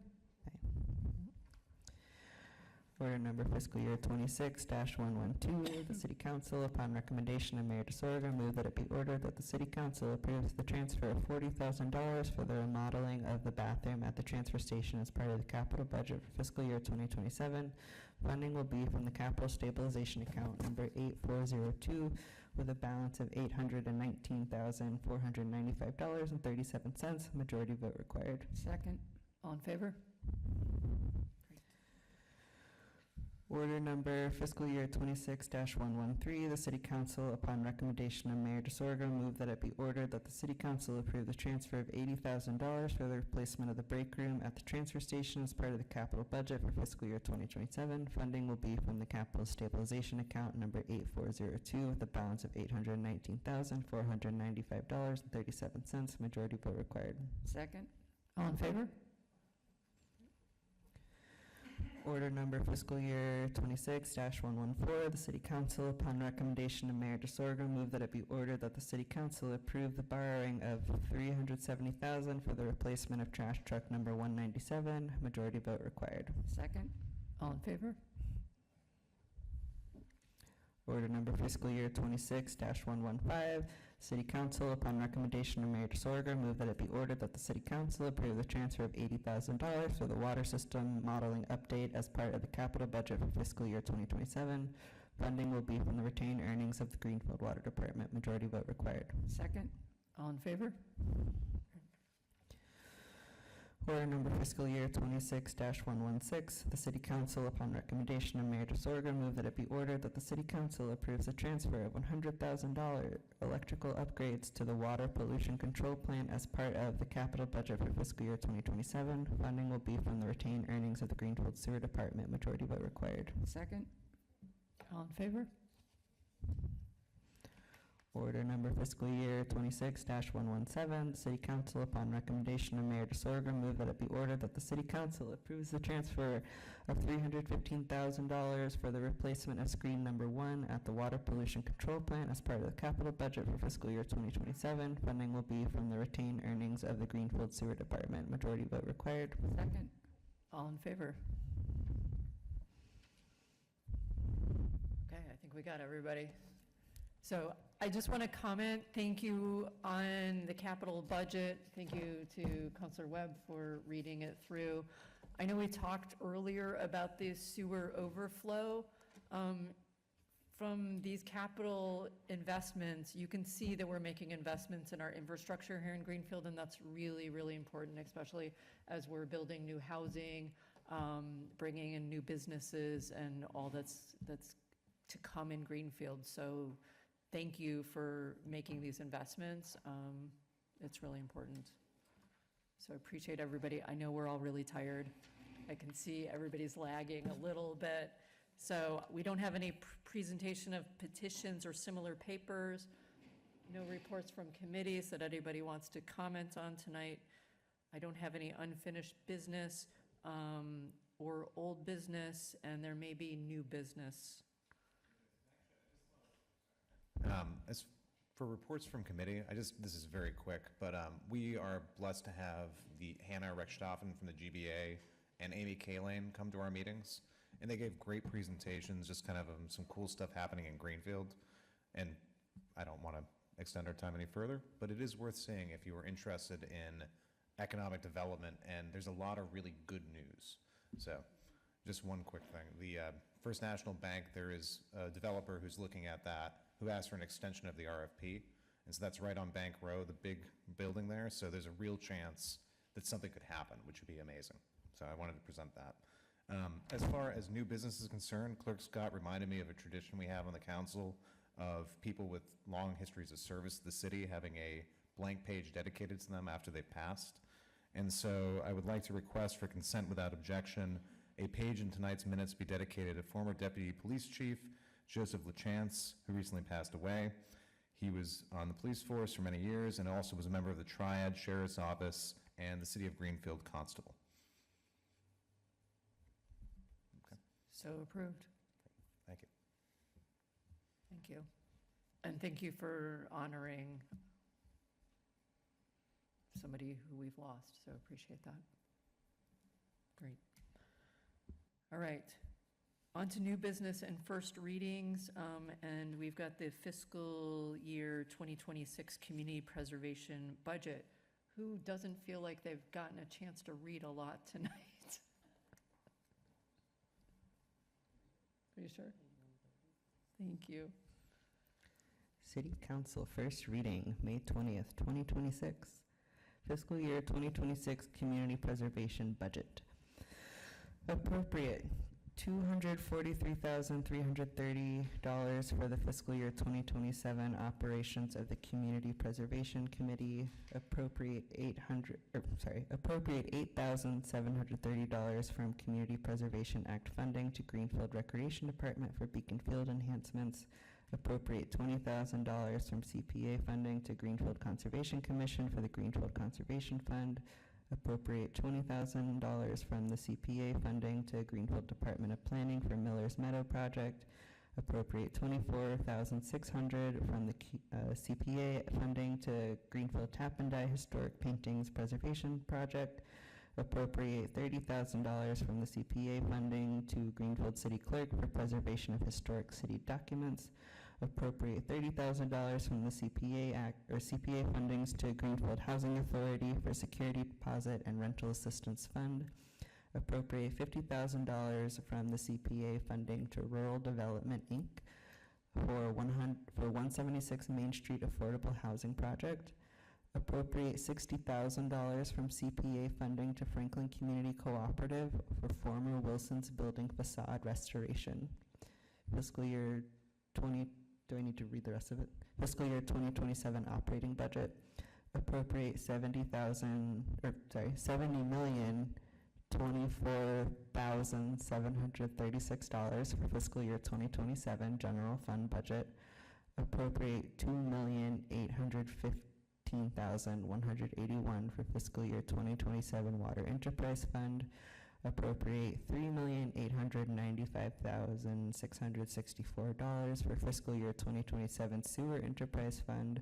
Appropriate $2,202,201 for the fiscal year 2027 Greenfield Community Energy and Technology, or GSET, Enterprise Fund. Establish budgets for revolving funds pursuant to Massachusetts General Laws, Chapter 44, Section 53E and a half. That does not exist.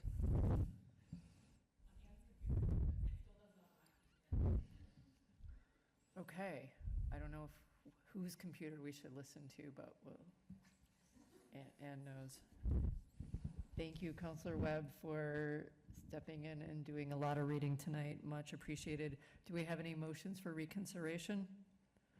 I'll take a motion to adjourn. All in favor? Yes. Aye. It was Councilor Gordon. She made the motion. Second. Oh, sorry. Thank you. All right.